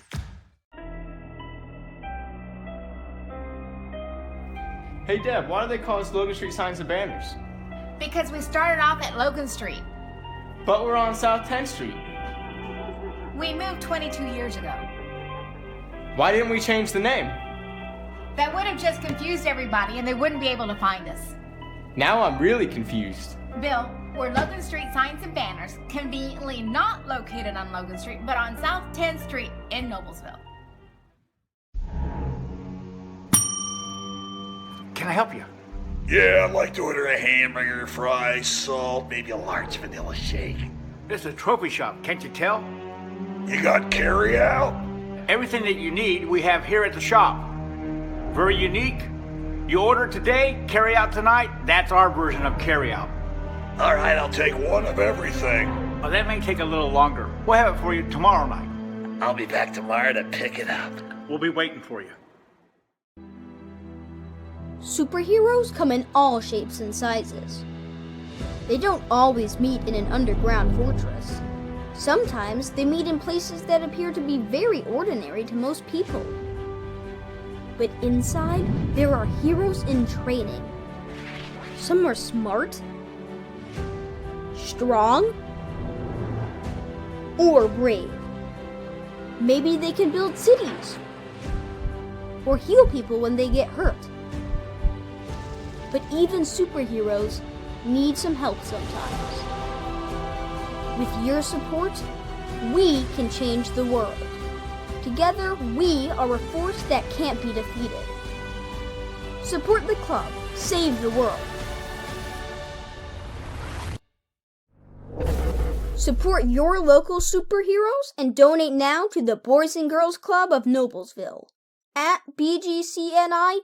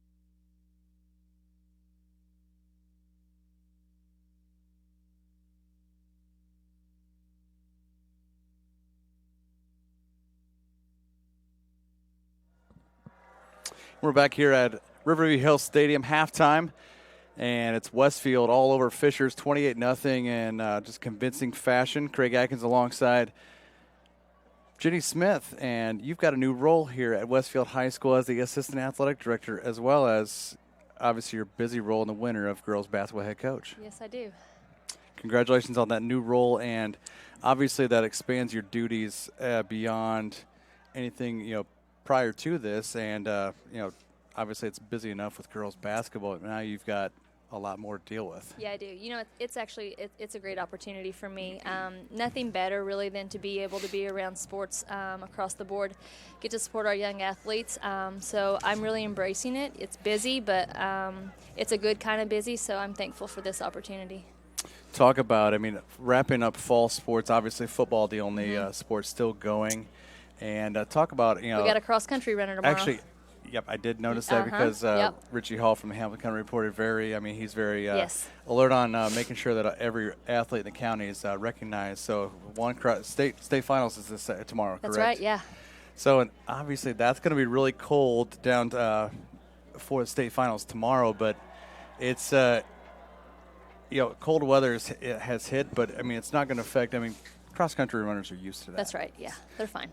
So I mean, state finals tomorrow for that, and it's going to be interesting to see. Obviously, second half if it holds true. And last we heard, Carmel was up 21-0 at Southeastern, so we could have a repeat of last year's sectional championship, and that would be at Greyhound Stadium. And the bigger thing to talk about, I guess, you'll be shifting gears for the winner. I guess the better part of your attention goes to your girls' basketball team, and in the words of our Perry Williams, you've got a great group coming back, and along with our conference and the Hoosier Crossroads being so tough and gritty, a meat grinder, however they want to classify it, your team, you've got a lot coming back and a lot to look forward to, but your schedule's stacked too. Yeah, Andy and I sat down last year. We had some contracts come up. We had some people drop us, and we talked about who we were going to pick up and what our schedule was going to look like. And I really felt like for us to be able to contend in our sectional tournament, it was time for us to play just a beefier schedule through the season. So we sat down, we picked some teams that we really felt like would certainly challenge us and really give us a look at who we were early on. And we've got some difficult games in front of us. I think it'll be interesting for us to see. We open up with North Central. Obviously, they're very talented. And it'll be a true test for us, but ultimately we're preparing for into January, early February, just to kind of see how we'll stack up then. Yeah, and you get to go to places like Newcastle and play at the Newcastle Fieldhouse and give those girls a feel of, especially when most times for them a boys game, it's a packed house there, Sure. 8,000 fans, and playing teams like obviously like Carmel, the Hoosier Crossroads Conference. You can't get enough. I mean, of how tough you look up and down. There's not a game that's not going to be tough. No, I mean, in our conference, there's never a night off. There's not one gimme in that schedule. So, you got to come ready to play, and you got to be prepared night in and night out. It'd be nice, if you could have a moment where you could take a deep breath, but that's just not how it is. No. And, I think every team, the level of, Westfield, Noblesville, Carmel, they're all starting to play and notice Kathy's success at Northwestern, like she had at Tri-Central. Yes. And everybody wants a piece of to play to play their success. And obviously, like you were saying, a little bit of strength of schedule is huge in playing further in the season. Sure. Yeah, I mean, we added some games, and obviously we added that tournament at Columbus North, not knowing who we would end up playing, and then finding out that we play Northwestern right out of the gates. So certainly very, very tough team, super talented, well coached. So again, much like our conference, it certainly won't be anything easy there as well. Talk about who you've got coming back and who's going to lead this year's ball club. So, we've got Alyssa Crockett coming back. She's a sophomore. She averaged almost a double-double for us last year, and we're hoping, she's improved. She's stronger. She's more mature. She is really ready, I think, to take on even a bigger role than what she had previously. We've got two seniors coming back, Ava Henson and Ashton DeCrane. Both kids really in a good spot to give us some great production offensively as well as defensively. We're missing Gigi Eldridge was our post player, and we were really excited about the season she was going to have, and she went down with an ACL, so we'll be missing that void. So we're still trying to figure out kind of that piece to our game right now. But we got a lot of guard play, so we're probably going to play small most of the time and try to get up and down some and just really defend. And kind of hope that plays out for us. We've got some young kids. We've got a 6-footer in Maddie Kerrigan. I'm hoping she can continue to develop and hopefully by Christmas give us some minutes, and so maybe we won't feel that loss of Gigi quite so much. Sounds good, Coach. And you open up this coming Tuesday at home against North Central Panthers. Going to be a tough one to start, but Absolutely. I'm sure your Shamrocks are going to be ready. And before you have to get back out there in the cold, thanks for joining us tonight. Thanks so much for having halftime, us. you're welcome. That's head coach Jenny Smith and assistant athletic director here at Westfield. And she will get her Westfield girls program on the roll coming this Tuesday as they'll host North Central. We'll take a quick break here before we come back here to start the third quarter here on Hamilton County TV. Thank you.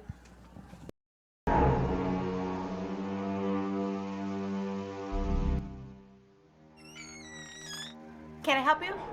Yeah, I'm looking for Logan Street signs and banners. You found us. But this ain't Logan Street. This is South 10th. We moved 22 years ago. Well, how come you didn't change the name? That would have just confused people. Well, actually, South 10th is Allisonville. If you're from Fishers. Well, before that it was 37A, and before that it was State Road 37. So you're telling me that Logan Street Signs and Banners isn't on Logan Street anymore? It's actually on South 10th. That's Allisonville and Fishers. And before that, it was 37A and 37? So you got that straight? Logan Street Signs and Banners conveniently not located on Logan Street, but rather South 10th Street in Noblesville. Exactly.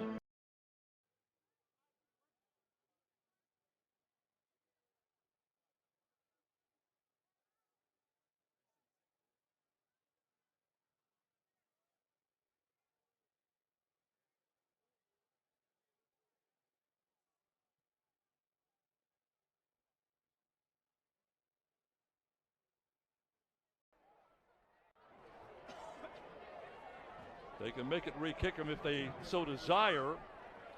Beck, how about this? Noblesville 13, Homestead 7. I did a number of the Noblesville games this year, and I can tell you truthfully, and I know they would agree with me, this is a strictly rebuilding year for the Millers. They struggled. They were 1-8. But what's the and it's far from over. It's near halftime. You cannot overlook anybody. You can't. It is. Last week. The good thing about the start of the year, everybody's undefeated. Right. The good thing about the tournament, everybody's undefeated. They're going to make them re-kick it, Jan. Yep, went out of. So they'll move.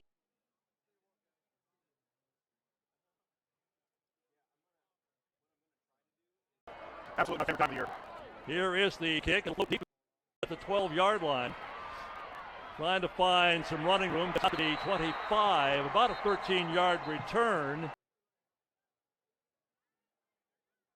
Avon celebrating, Jan, that defensive unit out there of Avon.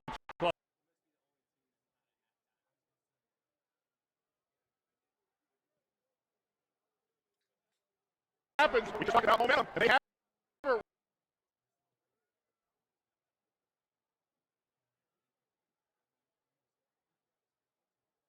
in some way, shape, or form.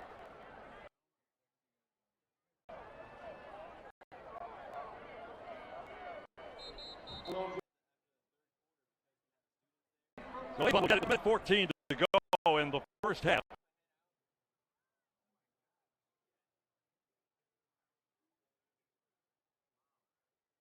At one stage of the game, the Orioles were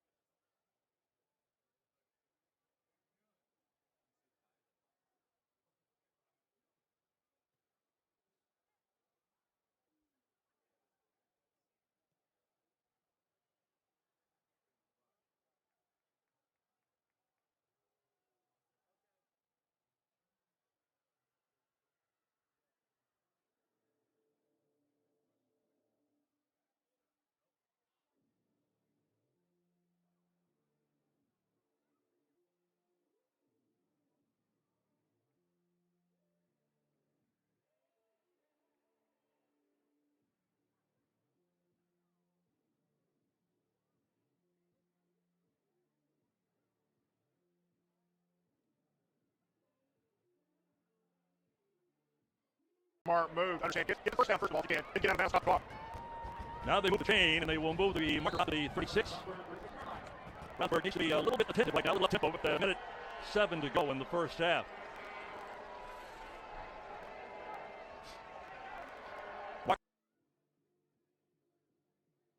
Back Ben Easter, so he's going to drop back the throw, and he'll tuck it, and he'll go down to 31.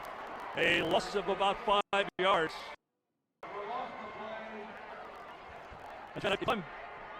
If I'm Rutherford right now, I might be inclined to say, let's got a dodge. I would certainly agree with you here. What you don't want to do,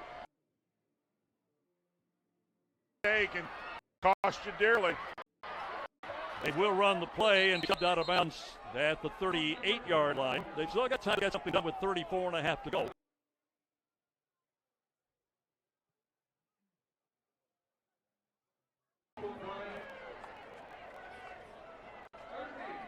Getting the call from the side.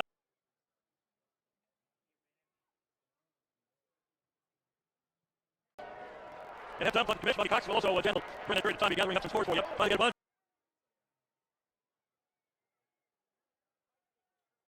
They had one out there about the 20-yard line.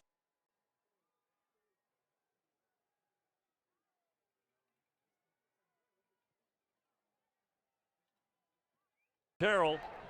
And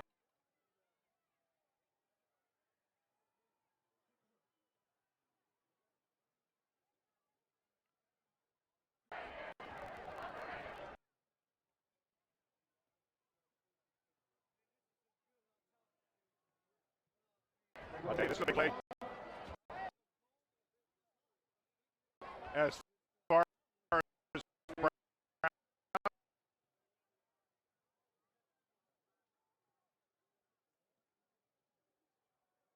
you got a lot of things can go wrong.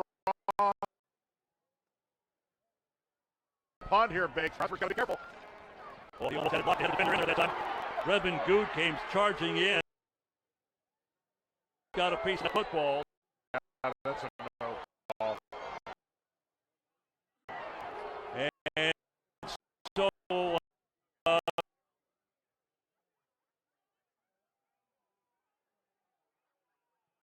Avon will get it.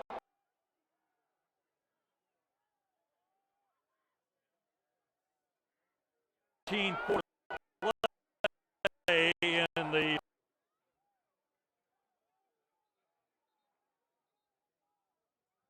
the fence below is stuck.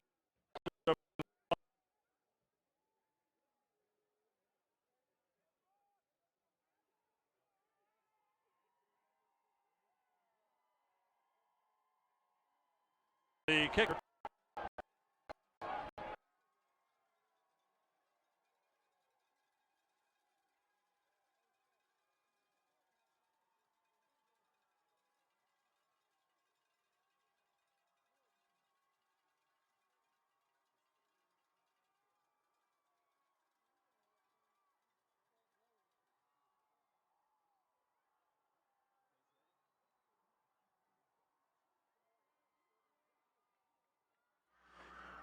And we're back here at Riverview Health Stadium, halftime. We're getting ready to set for the third quarter where Fisher is going to kick off to Westfield. And Westfield looking to, honestly, if this, we were talking to Richie Hall from Hamilton County Reporter before we got back live, and we never would see this coming, but if Westfield scores on this opening series, we would see a running clock for the rest of this ball game. And with this game that was pitted to be so close, Jack, we may see a running clock here in Class 6A in sectional tournament. Wow. Woo. Westfield put up 21 points on the scoreboard in the second quarter. Fisher still scoreless and looking to make something happen, and this one a high end over end kick, and going to Peaning chases that ball just onto the F of Westfield in the end zone.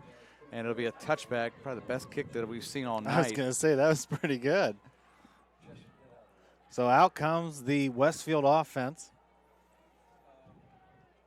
Looking to put some points on the board, but we'll see what this Fisher's Tigers defense coming out of the halftime. Like we saw fired up Jake Gilbert, I guarantee in a locker room, no one can see him.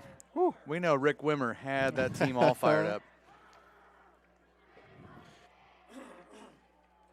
So first down and 10 for Westfield at their own 20-yard line, and they will go twins here to the near. Pistol with Patchett behind him, and steady dive to Patchett maybe, and the ball on the ground and clock rolling is what Westfield wants to do, but Patchett goes out of bounds. Looks like he lost a yard. Nice job by the Tigers. That's the first running play that went out to the outside where they actually stopped it. So that was one of the adjustments I'm sure they made at halftime, making sure they don't get beat on the outside. Fisher's trying to. Noblesville, like Richie Hall told us, halftime now, they're up 13-0 on number 3 Homestead. So the Millers trying to make a statement, and they want to play at home next week. Because I think the last count I saw that Fort Wayne Snyder was up on Carroll. Patchett runs the ball again. Nothing.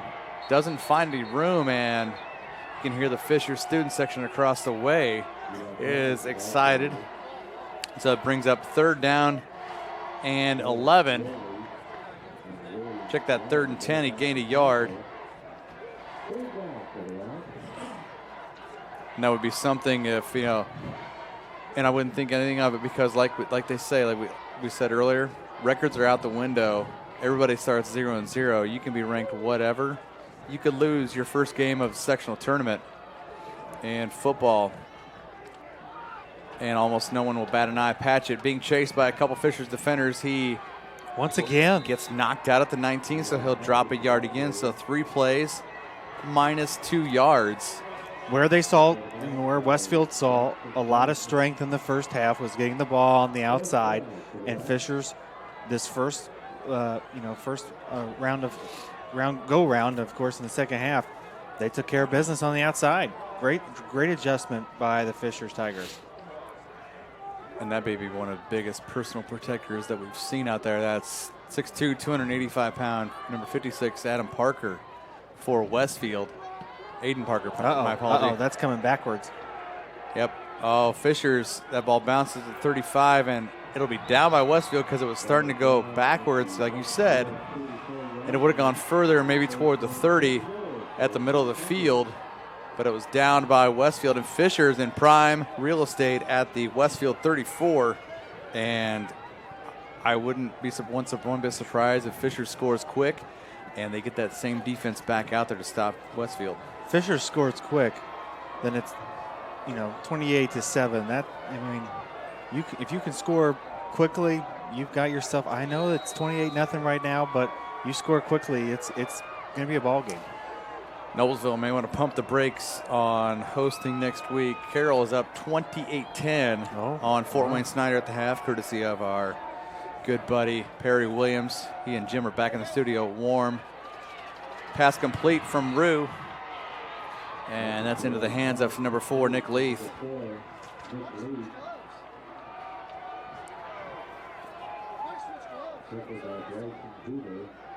Picks up 7 down to the 27, does Leith. He's got 2 catches for 10 yards, and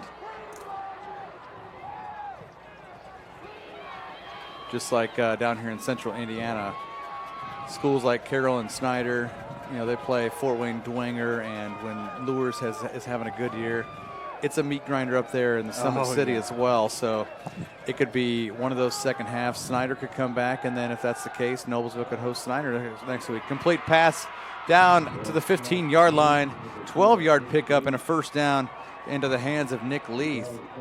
And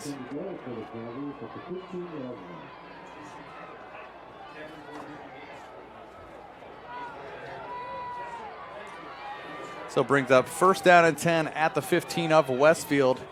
Fishers is marching, trying to make something happen. Rue in the pistol, he's got Scally by him. The passing game is seeming to work. Yep. This drive for the Tigers. As delay and ball batted down, looks like they're by number 90, I believe, Owen Ogle. Either 90 or 99. I think you're right, 90. Nope, 99. His jersey was covered up.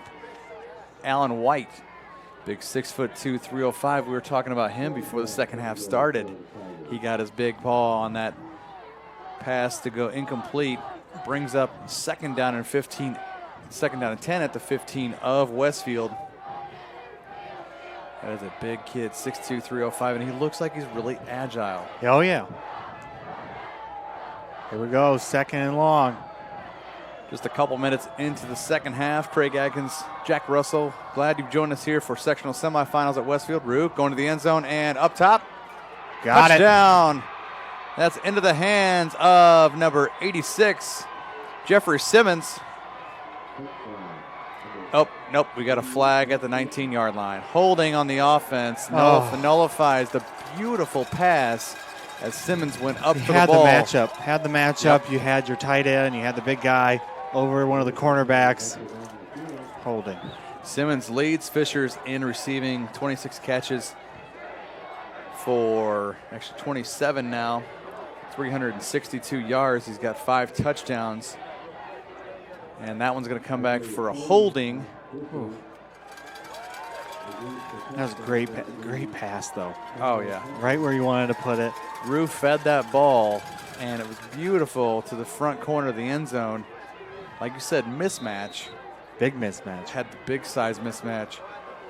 So, I mean, Simmons is listed as 6'5", 206, and he had such a yeah. I mean, you're like right. Putting Calvin Johnson on one of those, back in the day when he played, back on one of those 5'10" receivers. It's like, are you kidding me? So it'll make it 2nd and 29 from the 29. Scally making it look easy down to the 13-yard line. 13-yard line, picks up 16. The difference here is, though, it's going to be 3rd and long. 3rd and long, and it's cold. So my guess is you go for it. I think this is a 2 down. Oh, yeah. This is 2 down here anyway. 3rd and 9 at the 16, and congratulations to Dylan Scally on that 16-yard run. He has crossed 1,000 yards, and it's tough to do in a league like the Hoosier Crossroads. Oh, yeah. And Scally crosses 1,000 yards. He needed 79. He's got over 80. Rue forced out of the pocket, and he gets down, and flag coming out about the 5-yard line. He gets down to about the 7 where he's marked. Picked up 6. It'll be 3 shy of the first down, but we'll see what this flag is coming out.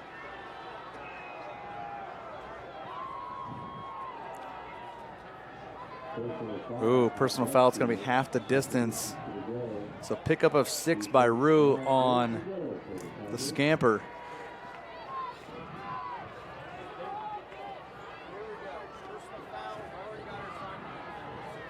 So it looks like that's going to mark it down at the 3-yard line.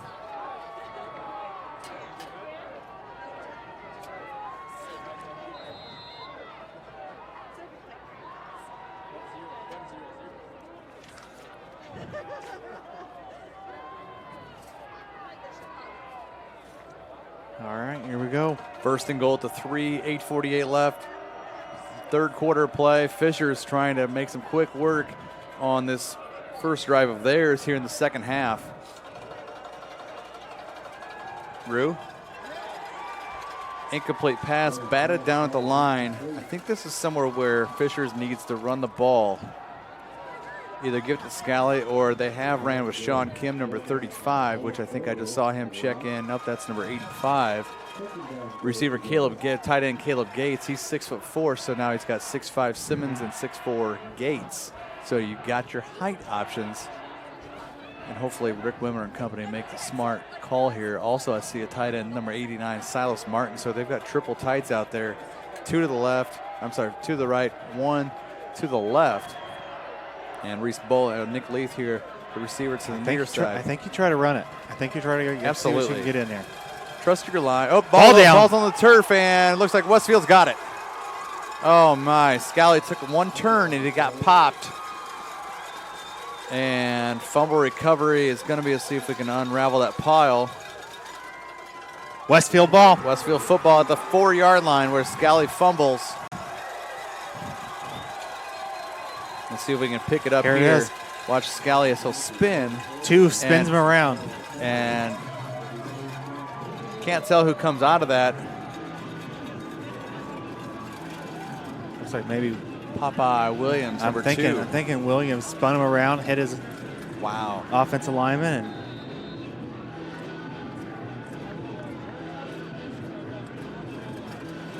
two turnovers within the 5-yard line. And one time they could have avoided by running the football. This time they ran the football, but Scally had the ball popped out. First down run is going to be keeper by Camden Simons as they start this drive from their own 4. Picks up 5 up to the 9-yard line to Simons. Huge defensive play there by Westfield as they recover a fumble as Popeye Williams forced that as he kind of spun Scally as he went up toward the pile. We didn't catch who recovered that, but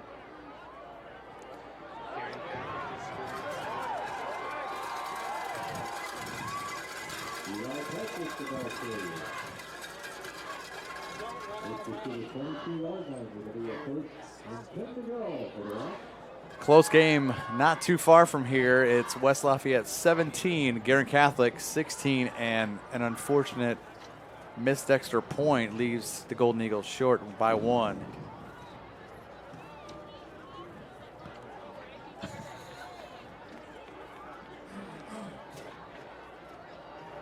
Here come the Shamrocks. 1st and 10 for Westfield. Ball's on the turf. Fishers recovers this one with ease.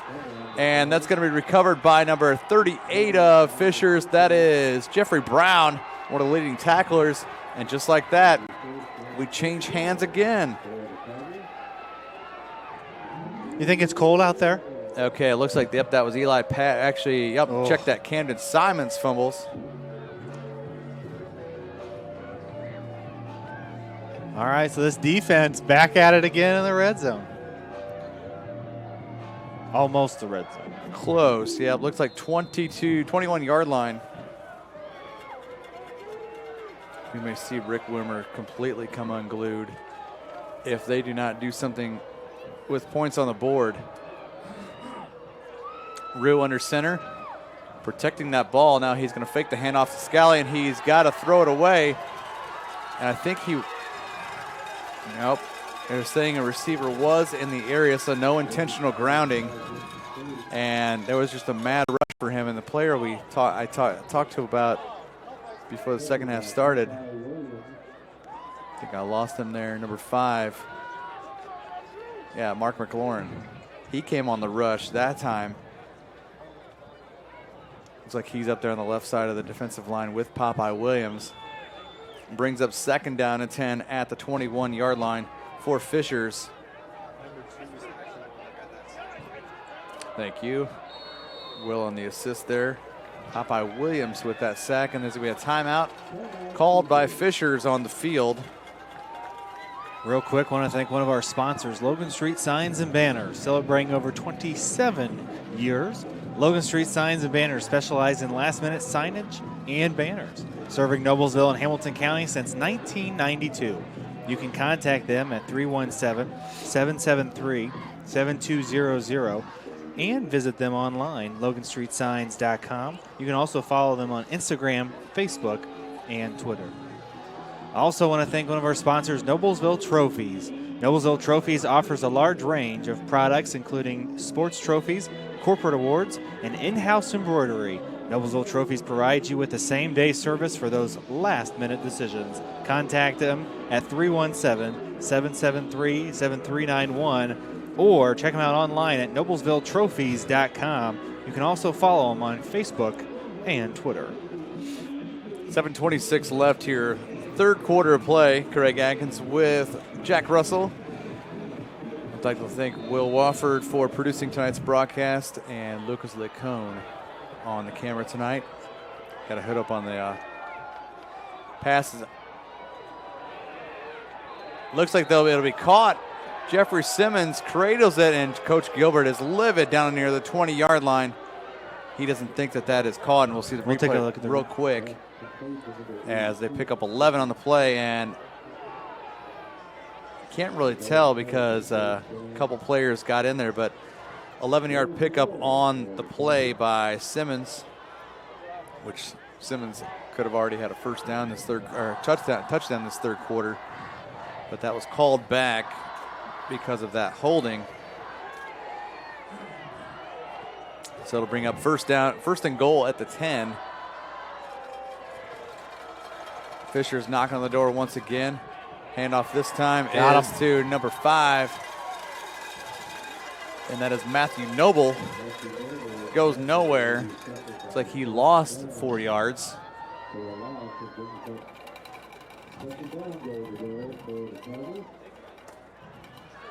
Brings up a 2nd down and 14 at the 10.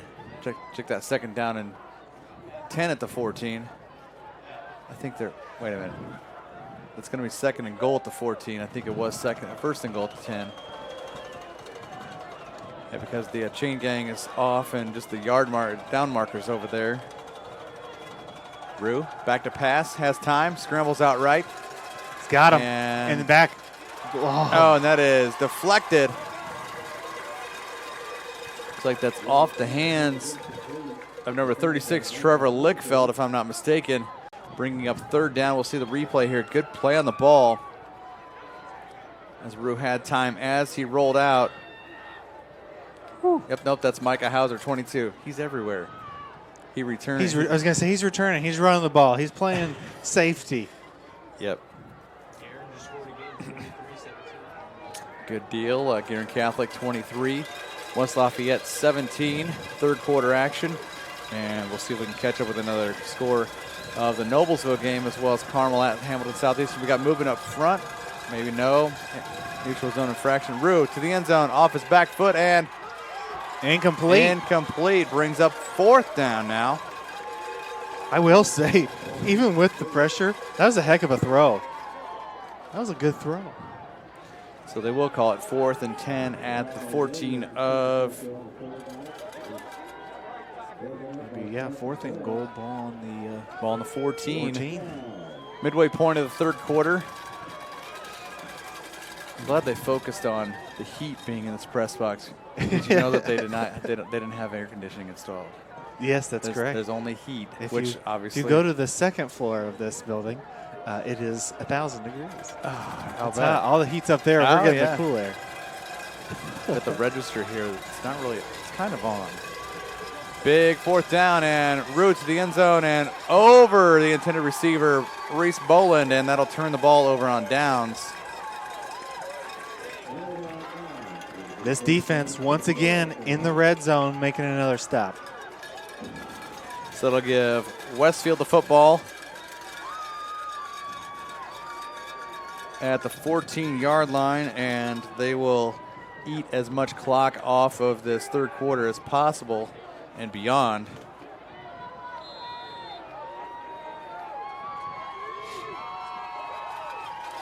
So 5:54 left here, 3rd quarter play. And Westfield looking to add another score to their already 28-0 lead.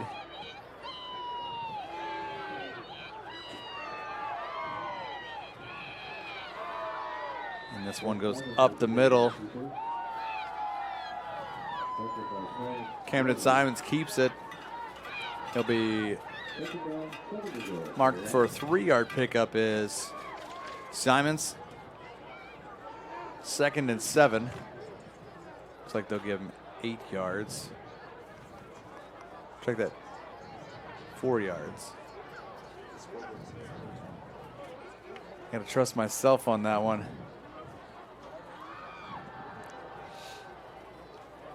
Picked up 3 yards from the 14 up to the 17. This time. Keeps it himself again, does Simons, and gets up near the 19. Picks up another pair.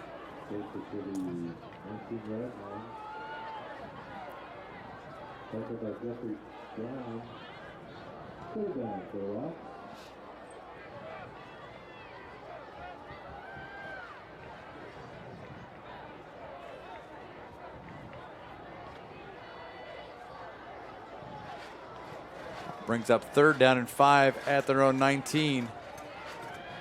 Casser in motion, gets set, and the handoff is to Micah Hauser. Gets up near the 21, close to the 22, but that'll still be a couple yards shy of the 1st down. And with a 4-touchdown lead, Westfield can honestly be okay because our defense is playing tremendous, and they've been able to stop Fishers in these, in their attempts here in the third quarter. Scally fumbling at the 4 and turning the ball over on downs at the 14. So those are huge miscues. We'll see what happens here as it becomes 4th down and 2.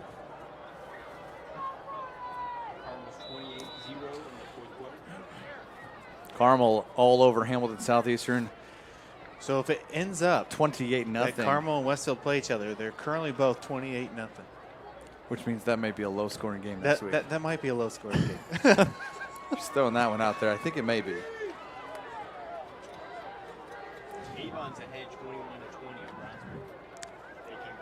21-20 21-20. We saw that score just before the half, and Westfield's going to punt. Blocked it's blocked. And it's going to be into the hands of Fisher's number 22, and that is Joseph Slimak. Touchdown for Fishers. Wow. Here we see him. Let's see if he is one who burst through the middle. And actually, it was the one who got right up to the personal protectors. And into the end zone goes number 22, Joseph Slimak, for the touchdown.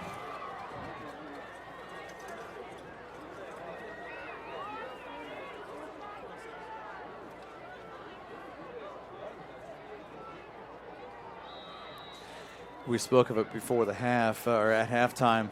Carroll now is up 28-17 as Snyder scored a touchdown third quarter. And if Snyder does come back to beat the Carroll Chargers, Noblesville, if they hang on against Homestead, will host next week against the Snyder Panthers. But line drive, Jack Phillips converts the point after attempt, and Fisher's on the scoreboard now. It's 28-7, 3:55 left here, third quarter of action. Here's the block punt again.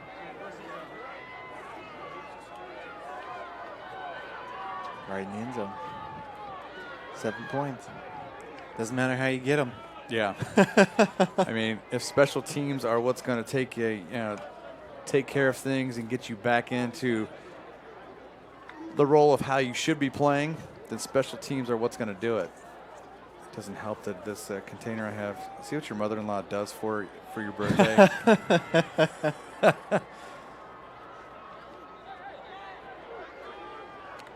Well, real quick, I want to thank one of our sponsors, Community Health Network. Community Health is Central Indiana's leader in providing health care services where and when patients need them.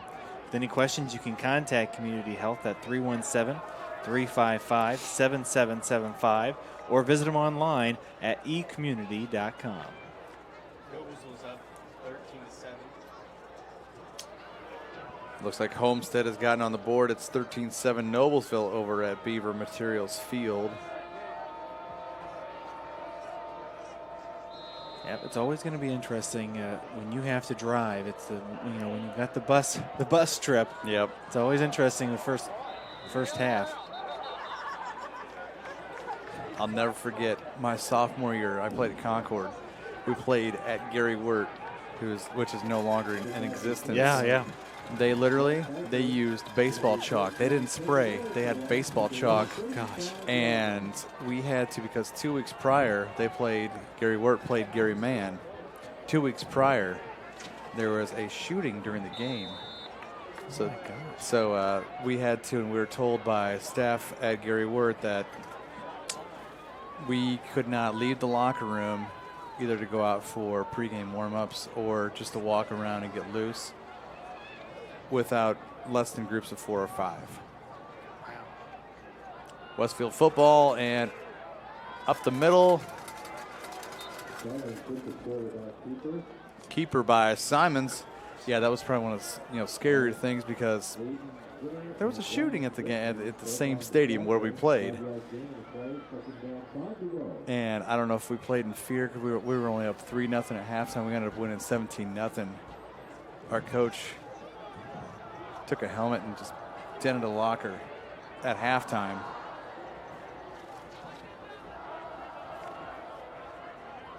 There's a 5-yard pickup by Simons. Keeps it again. And he will get a Westfield first down.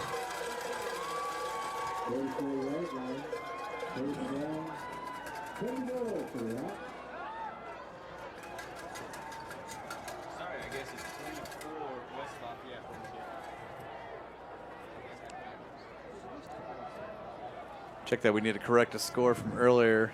West Lafayette 24, Garin Catholic 16. After Garin missed the point after earlier. Patchett in motion. Gets the handoff inside the 45. Gets across the 40.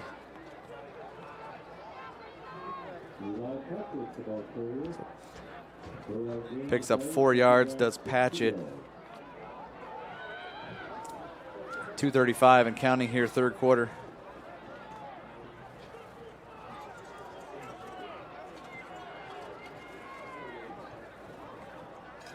Final score in Class 5A, Cathedral 38, Terre Haute South 14, so Cathedral.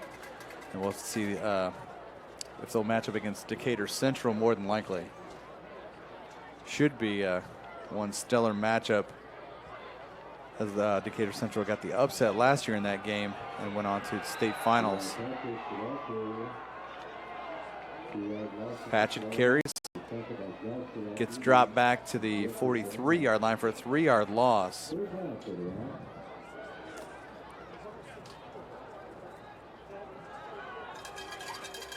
Big third down and 8 at the 42. Check that 43-yard line. 3rd and 9.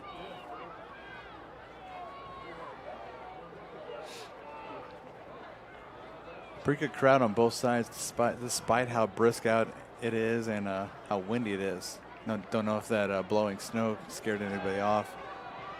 Screen pass, Dane Wheeler gets down to about the 35. He's close to a first down, and obviously they've got to go for it here. Oh, yeah. 7 yards on the pickup by Dane Wheeler. His previous catch was a nice 22-yard touchdown. Oh, and the fans calling for Gilbert to go for it, but he's bringing out the punt team, and they're going to have Simons. Yep, Simons is going to just put a boot into it and kind of pooch it, try and pin them down.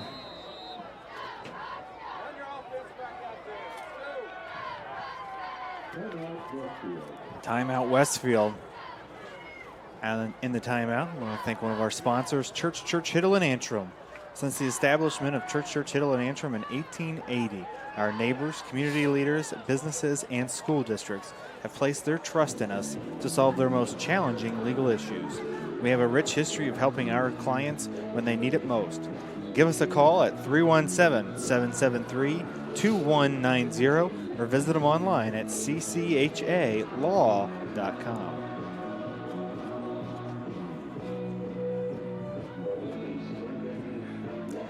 Look at here, 8 minutes left in the fourth quarter of the Carmel-Hamilton Southeastern game. Scores 28-0 Carmel.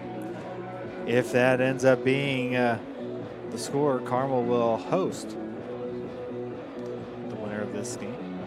Looks like Southport's up 27-19 on Arsenal Tech.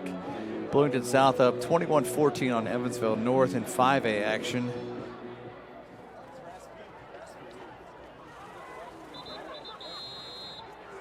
A little look in live. Game day game number 2. It's Brownsburg and Avon. Last count we saw was 21-20. Avon up on Brownsburg.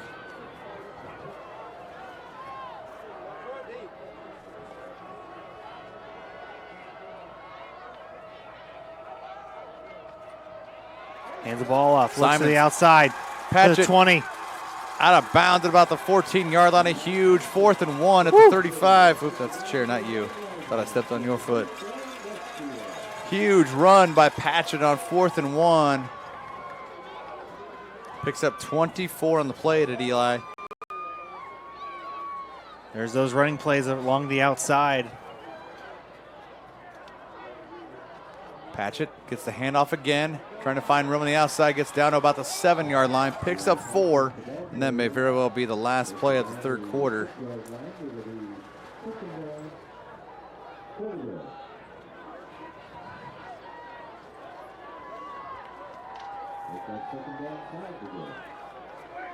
So that'll bring us to 2nd and 5 on the 6.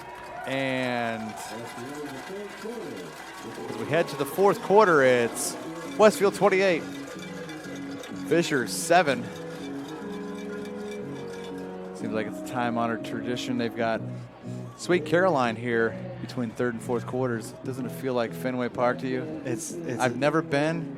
I can't wait to go.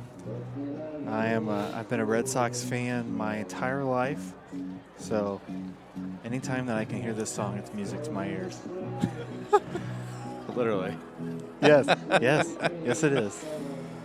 Uh-oh.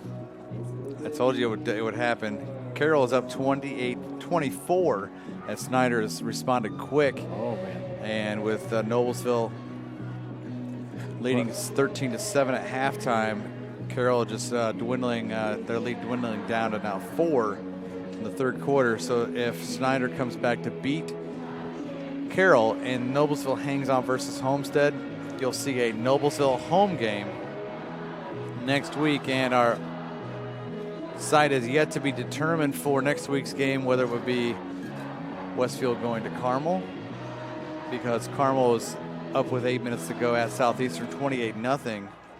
We'll get word from Perry Williams and Jim Wofford where that game would be next week, whether it would be if Noblesville hangs on and Snyder comes back, if it's at Noblesville, or if it'll be Westfield at Carmel if Westfield hangs on. Simons keeps it again, gets down inside the 5.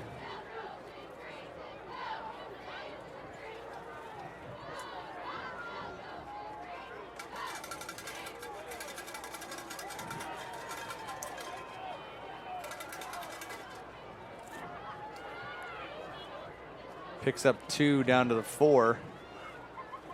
Does the QB on the sneak.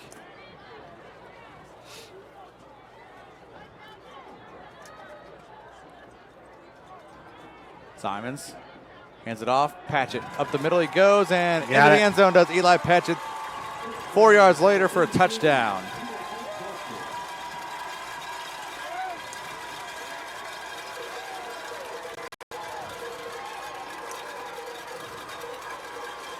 So it is 41 seconds rather into the fourth quarter.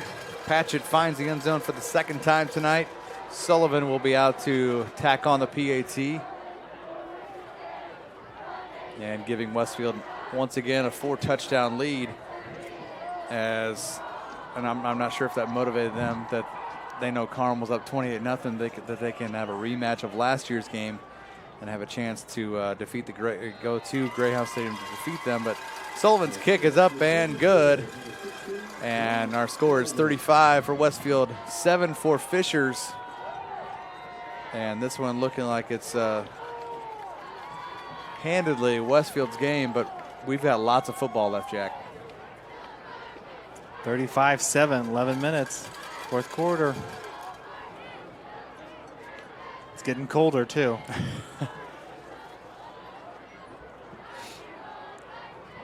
See if we can catch up on a little game day if Will can hone us in there. Heritage Christian up 20-6 at Eastern Hancock. 6 minutes left, 2nd and goal. And it looks like Heritage Christian knocking on the door.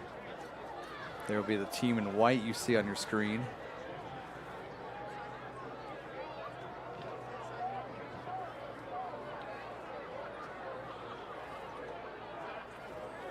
New Pal, 28-7 all over Whiteland. 6 minutes left in the fourth quarter.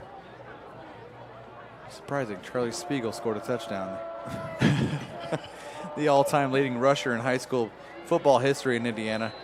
He just keeps adding to his single season and career rushing record. He does it with such ease. Kind of a low sidewinding kick, and this one's gonna be fielded at the 6-yard line. This one by Sean Kim, and he gets up near the 25, where Fishers will start this drive.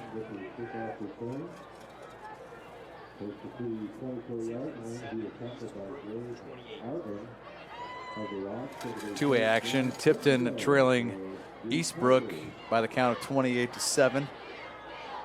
So it looks like it's not looking too good for the Tipton Blue Devils, our neighbor to the north.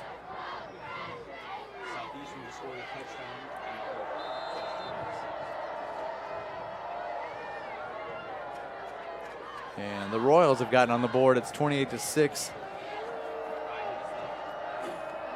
Looks Looks like 5 minutes left there in that one. Not enough time, more than likely, for the Royals to spark a comeback in this one. Going to be complete and down about the 30-yard line. Jeffrey Simmons with his 4th catch. Check that 3rd catch. Picks up 6.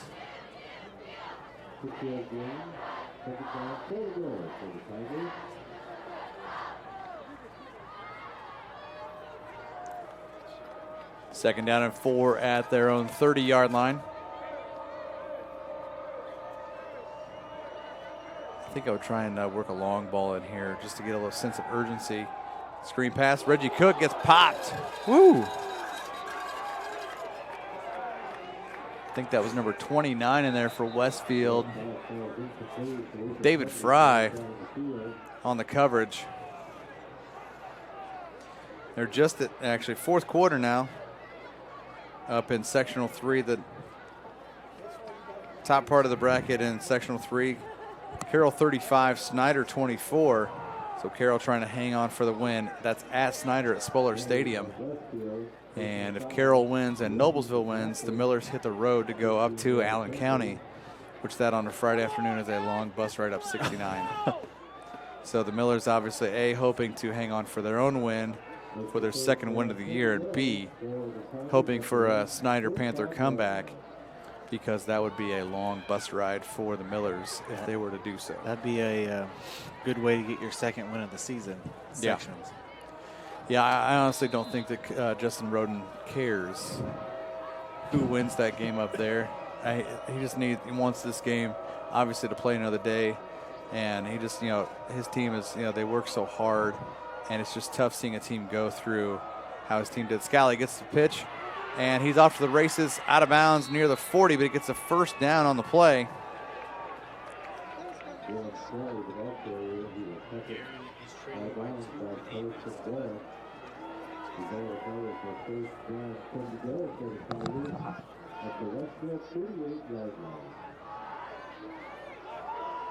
It's like a 17-yard pickup there by Dylan Scally.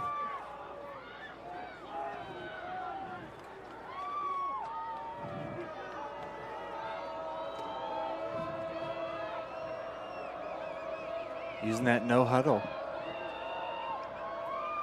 He'd gotten out of bounds, so it stopped the clock at 10:26 left in the 4th quarter.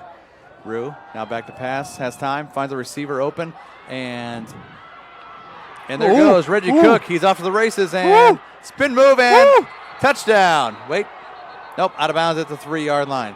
Huge 35-yard pickup, but Reggie Cook with a big spin move. Let's see the replay here. Evades 1, 2, 3. Spin move. 4. And so close. If he wouldn't have gotten his foot out of bounds, that would have been one heck of a touchdown. But 35 yards on the pass play to Reggie Cook.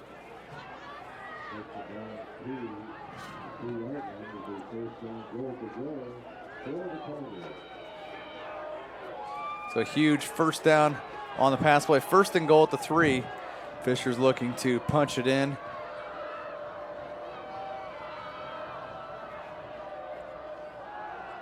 Going to the end zone. Simmons catches the ball. Nope. Oh, he did not have possession until he was in the white, the official says. Ooh. And they're conferring. They're talking about it.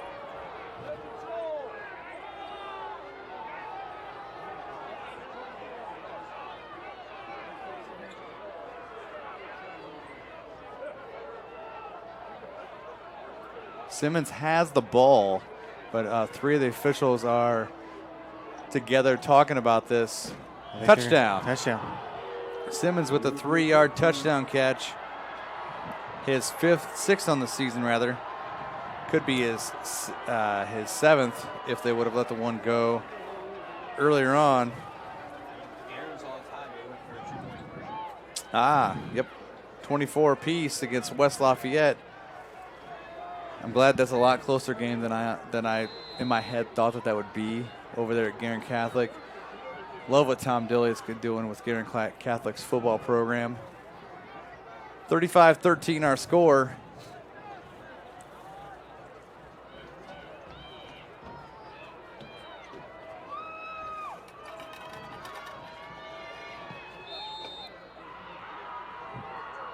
Kick is up and good, and that Fisher score brings it to 35-14 as our score.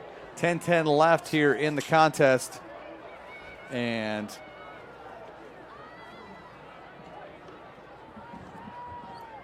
Jack getting the go juice going. Yeah. Well, great job by Fishers. That's how you do it. Yeah, no, that was not the biggest sense of urgency, but they got themselves down the field and scored. Here's the Avon Brownsburg game. 1-14. Oh, still third quarter.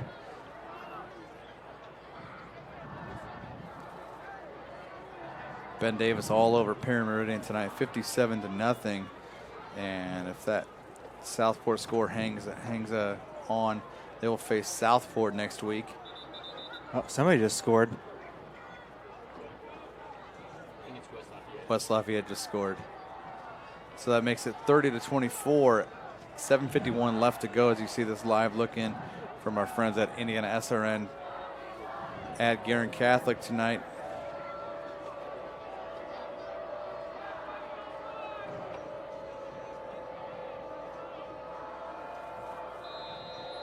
So Fisher set to kick off from their own 40 from the Jack Phillips foot. It's going to be a high kick fielded at the 23-yard line, and looks like, I believe that was Hauser, goes down at the 23. They'll mark him at the 25 on that slide. Same Hauser who plays running back and plays strong safety and returns the ball. Yeah, that's the same Hauser. There's not triplets on the team. The Micah Hauser. I think he's on the field that much more than Kobe was. I mean, Kobe Hauser was all over the field. He returned kicks. I don't think Kobe didn't play offense like Micah does. No. But I remember. It's always funny anytime I hear it. I feel like I've been calling this now for about 5 or 6 years, and there's been a Hauser ever since. So yeah, he's a. Because I think Kobe played his freshman year. Yep. So it's like 6 years in a row. Yep. 1st and 10 for Westfield. 10:08 left. Fourth quarter as the handoff this time is to Micah Hauser. Gain of a couple there. Under 10 minutes. Looks like they might give him 3 up to 28. Hauser had he sprinted off for a 51-yard rushing touchdown in the second quarter.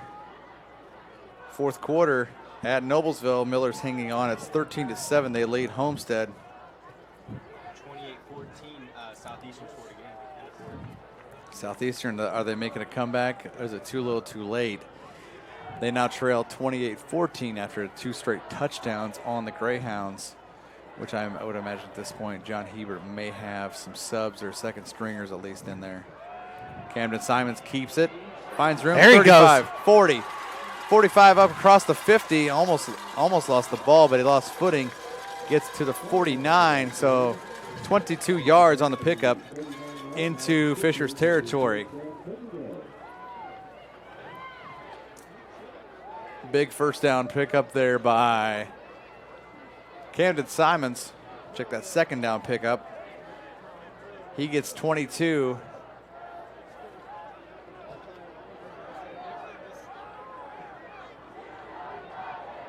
And it's 1st and 10 at the 49 of Fishers, and it's Hauser getting the fakes the handoff of Hauser, and Simons keeps it himself.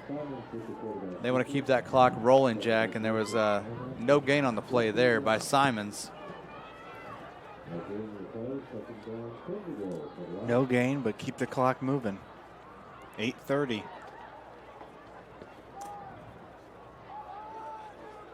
Yeah, it was good to have Jenny Smith on for a few minutes at halftime. Awesome.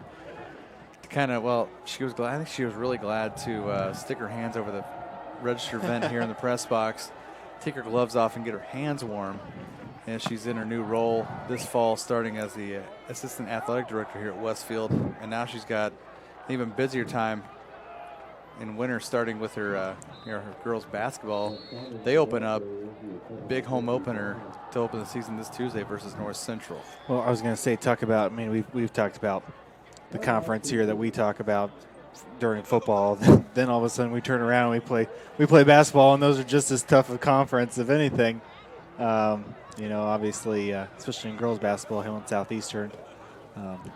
State champs last State year. champs. They've got Jackie, at the very least that I can recall, Sydney Parrish and Jackie Malucci coming back, as well as I think Lydia Self. So at least 3 veterans off that state title team last year. Noblesville fitting to be really tough. They've got a good freshman, incoming freshman, Ashlyn Shade, as well as just numerous lettermen coming back from last year's squad. Fisher should be pretty decent. They were young last year. Westfield, like Jenny said, well, I'll tell you, got a lot coming back. A Coach too. Smith team, one of the things I always find interesting with one of her teams is they're always well on the defensive side of the ball, always really well coached. As we're seeing a live looking at Beaver Materials Field and Homestead knocking at the door. Will just took that away from him. I'm just kidding. You may never know. Just kidding. And Homestead was driving on Noblesville. Hopefully the Millers can get a stop there. And I believe they're on like 15. Patchett tried to go right, comes back. Actually, he gets the handoff fake to him, and Simons keeps it. No gain from the 46 for Camden. The main intent for Westfield right now is they want to keep this ball rolling. They're going to punt the ball and try and pin Fishers deep. They've got the Tigers down by 3 touchdowns at this point, and back to receive this punt. Looks like that'll be number 24 for the Tigers, Colin Malone.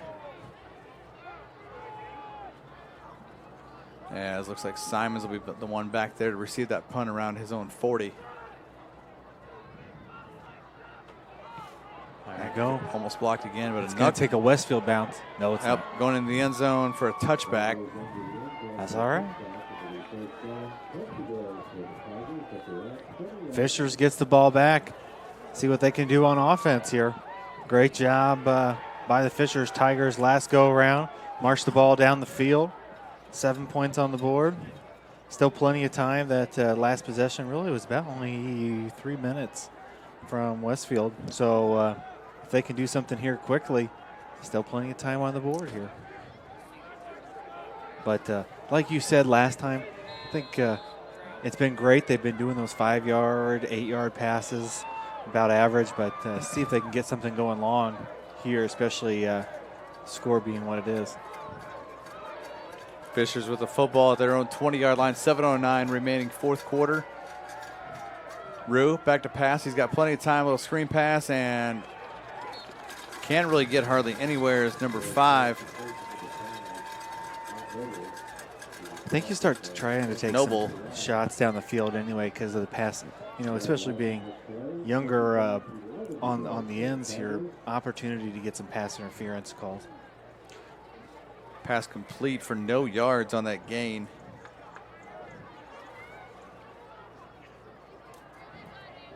So it'll be 2nd down and 10 at the 20. Clock is rolling, 6:35 and counting.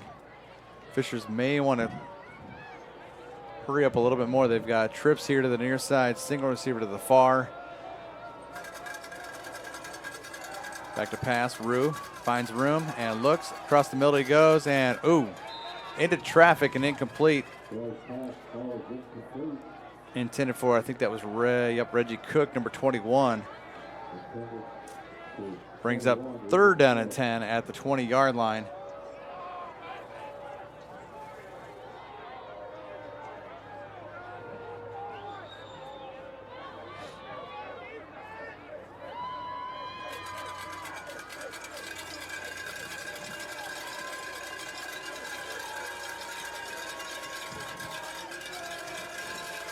Westfield kind of spread the zone out. They know Fishers needs to pass here. Rue back to pass, looking. Finds a receiver, and that ball almost picked off. Intercepted. Out of the hands, looks like.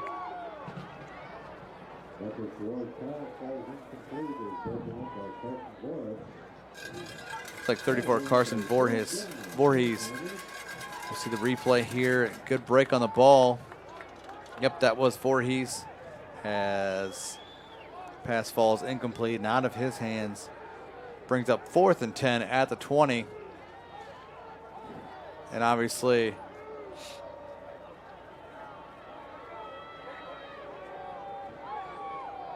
Check that new quarterback in there this series is Lucas Pruitt, number 17 for Fishers, the junior quarterback, and they are going to punt.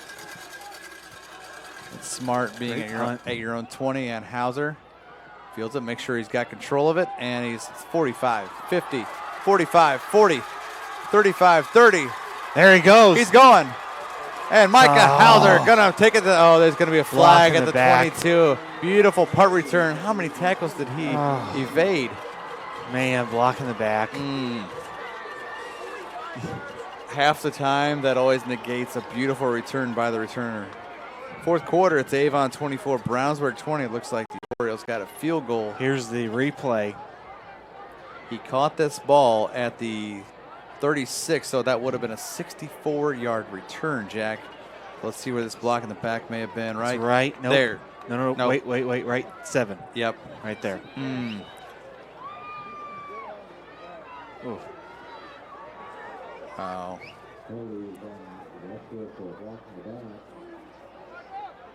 You really got to make sure. You got to give the referees credit too, because you look at that, they got to be able to pay attention to everything that's going on the field, especially with a play like that. So great job, great call. Scoring 6, low scoring. Franklin Central 14, Columbus North 11. And kind of an odd score, but it's good to see another. 5 minutes left in the fourth. Gearing Catholic 31, West Lafayette 31. Whew. Great updates from our buddy Perry Williams. He and Jim are nice and warm back in the studio. What are we talking about? It's warm up here too, even though there's a slight breeze coming through the window. Handoff is to Jack Pfeiffer, number 1 in there now for Westfield.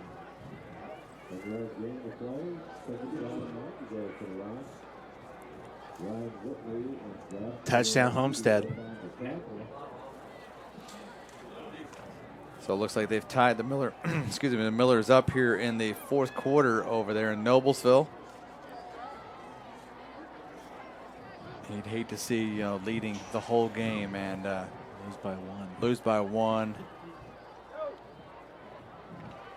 But Noblesville does have a good kicker, Graydon Addison, if they were to get the ball and get back down into territory where they can. Get a field goal. Pfeiffer again. And there's going to be a holding. Yep. Easily. And Pfeiffer into the end zone. Another penalty holding Westfield from scoring a touchdown. And right away it's holding. They scored 2 touchdowns. But they've called them both back. And no, it is not going to be 49 or 48, barring a PAT. So unfortunately for Westfield, another touchdown possibility called back.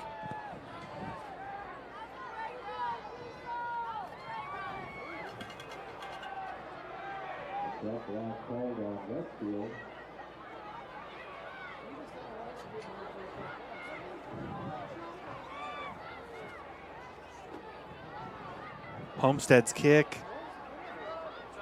is good. See if we can catch how much time is left in that game at Noblesville as the Millers trail 14-13, as they've got quite a fight going on with the Homestead Spartans. Avon's up 24-20 with 9 minutes left. Avon still clinging to that 24-20 lead at Brownsburg in the fourth quarter, about 9 minutes left. Simons going to the air, looking up the left sideline and pinning. No, incomplete. And good play on the ball there by number 3. That is Shane Cole of Fishers on the coverage. Incomplete pass by Simons.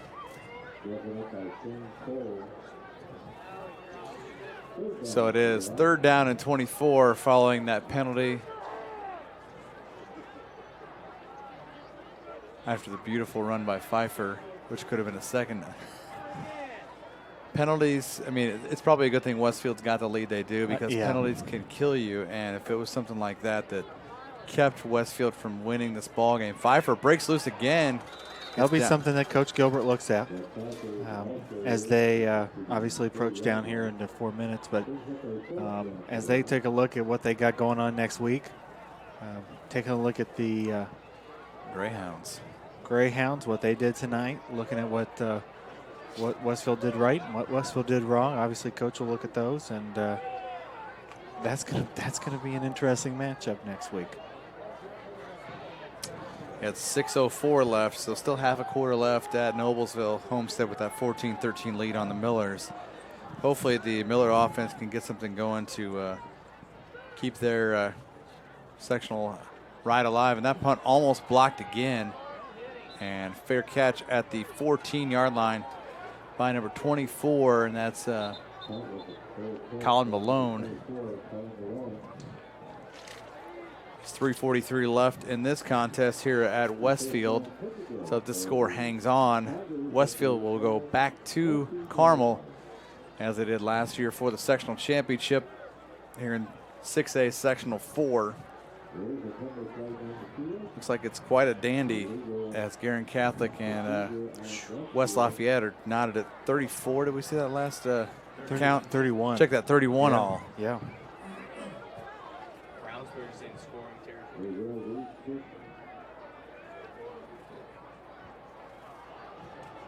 They're going to repunt this now.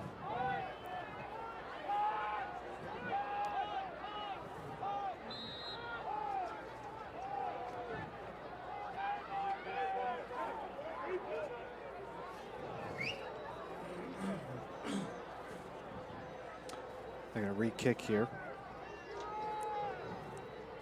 4th and 10 at the... Fishers has had a block before. Yeah.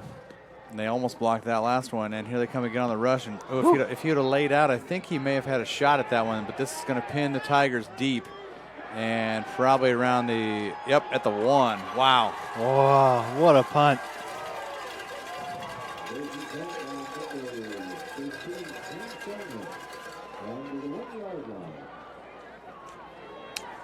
Yeah, and a chapter coming to a close in northern Indiana, as I didn't get the score, but Mishawaka defeated Elkhart Memorial in 5A. So that will be the final football game in the 47-year history of Elkhart Memorial High School, which they will join back together with Elkhart Central to be Elkhart High School again in the 2020-21 school year. We can say those fast now. Yeah. So next year, yeah, that's what we were talking about with Richie Hall. That'll bump Elkhart High School up to 6A, and that moves Carmel to the south next year to Sectional 5, which will make next year's football sectional Westfield, Noblesville, Fishers, and Hamilton Southeastern. Scally? Nope. That ball is going to be passed and intercepted. That'll be by number 22, Micah Hauser. Micah Hauser. Hauser to the house. Let's see this replay, and Pruitt out of his end zone, 18-yard. He was running. He's just all over the place. Oh, 26-24. Brownsburg back on top of Avon. Probably roughly about 7-8 minutes left. And this one puts the icing on the cake for the Westfield Shamrocks. With 3:22 left, they are up 41-14 before this PAT. And here comes the snap, the hold, the kick by Sullivan, a low kick, but it gets over the crossbar, and like that, it's 42-14. Westfield up on Fishers, 3:22 left, and it's all but the clock going to 0. That gets Westfield into the sectional championship for the second year in a row, and they'll face the Carmel Greyhounds, who we don't have a final yet, but I would imagine 28-14 might be one that they can hang on to at Southeastern.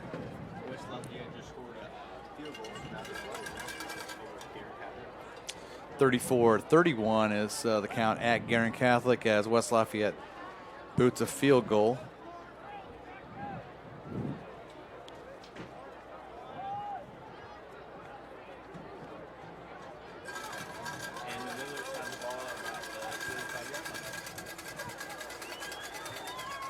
Now it looks like the Noblesville Millers are in business as they are hopefully about to put a touchdown or even a field goal on the board as they trail Homestead late 14-13 in the fourth quarter. at home against the Homestead Spartans. Yeah, it's quite a spread out sectional. Obviously 3 teams from the Summit City and Fort Wayne, Carroll, Fort Wayne, Snyder, and Homestead. And then you have Noblesville. Because the other isn't that South Allen County? Yeah, just about.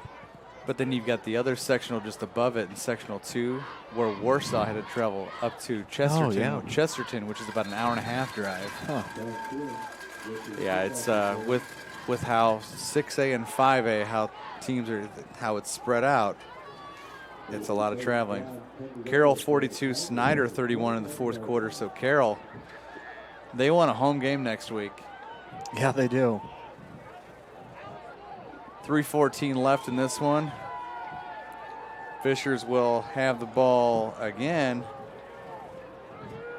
at their own 29 to start this drive. Down 4 touchdowns now again. And Tigers, the score holds up. They will drop to 7-3 to finish their season. Westfield will improve to 6-4. Drew, and they're again back to pass and incomplete.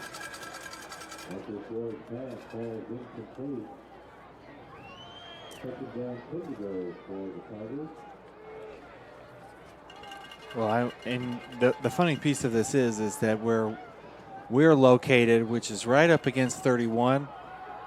Right down the street is where the Greyhounds play, right up against 31 as well. So not very far to go next week for Westfield.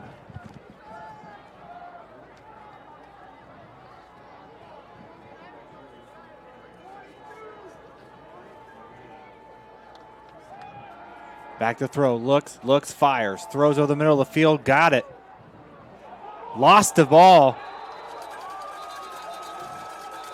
They're going to say that he was down. Let's see the replay here, and the pass by Rue across the middle. Cook, I think Cook got down at about the 42 where they're going to mark that ball. And I think Noblesville just scored as we're seeing this update, as they're up 19-14. Noblesville got it. They're putting some points on the board tonight. Good job by the Millers, and we're back to it with 2:49 and change. Rue looks, fires, throws. Screen pass out there in the flat, and first down. Inbounds. Reggie Cook again. Tell you what, if they could put Reggie Cook, he's only a junior. He's going to be explosive next year. With looks like Simmons, 6'5", is only a sophomore, and just different other weapons. And obviously, Rick Wimmer always finds a tailback. Yes, he does. And salute out to Dylan Scally, great running back, and sad to see careers like that just finish up. And I'm glad he got over 1,000 yards. That's great. Fires, throws. Scally, again, 45, down to the 40, and it gets down to about the 34, and the ball's on the field. And looks like 33-yard line. Did Scally fumble? Westfield thinks they have it. There's more green in that pile than white. And Westfield does got it. Wow. 3 turnovers.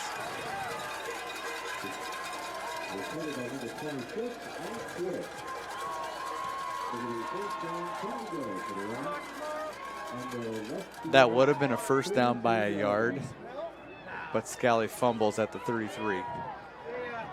1st and 10 for Westfield now at the 33. Does the little man fall asleep at this time of night? Is he? Yeah, he usually does. I think he's asleep right now. So Westfield all but zeros on the clock, like we said. Millers take a 21-14 lead at Noblesville. So it looks they went for 2 and got it. They went for 2. Unless we can blame Perry for a wrong score. We won't do that.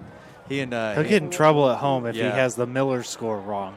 And especially with Kathy. Speaking of Kathy, absolutely loved her article on Tony Etchison, that was wonderful. And all of us, at Hamilton County TV, our hearts go out to the Etchison family, and it's just amazing how, everybody pitched in from all over the county. Whatever farmers could went and helped the Etchisons bring in the crop, and it's just like, that's how it should be.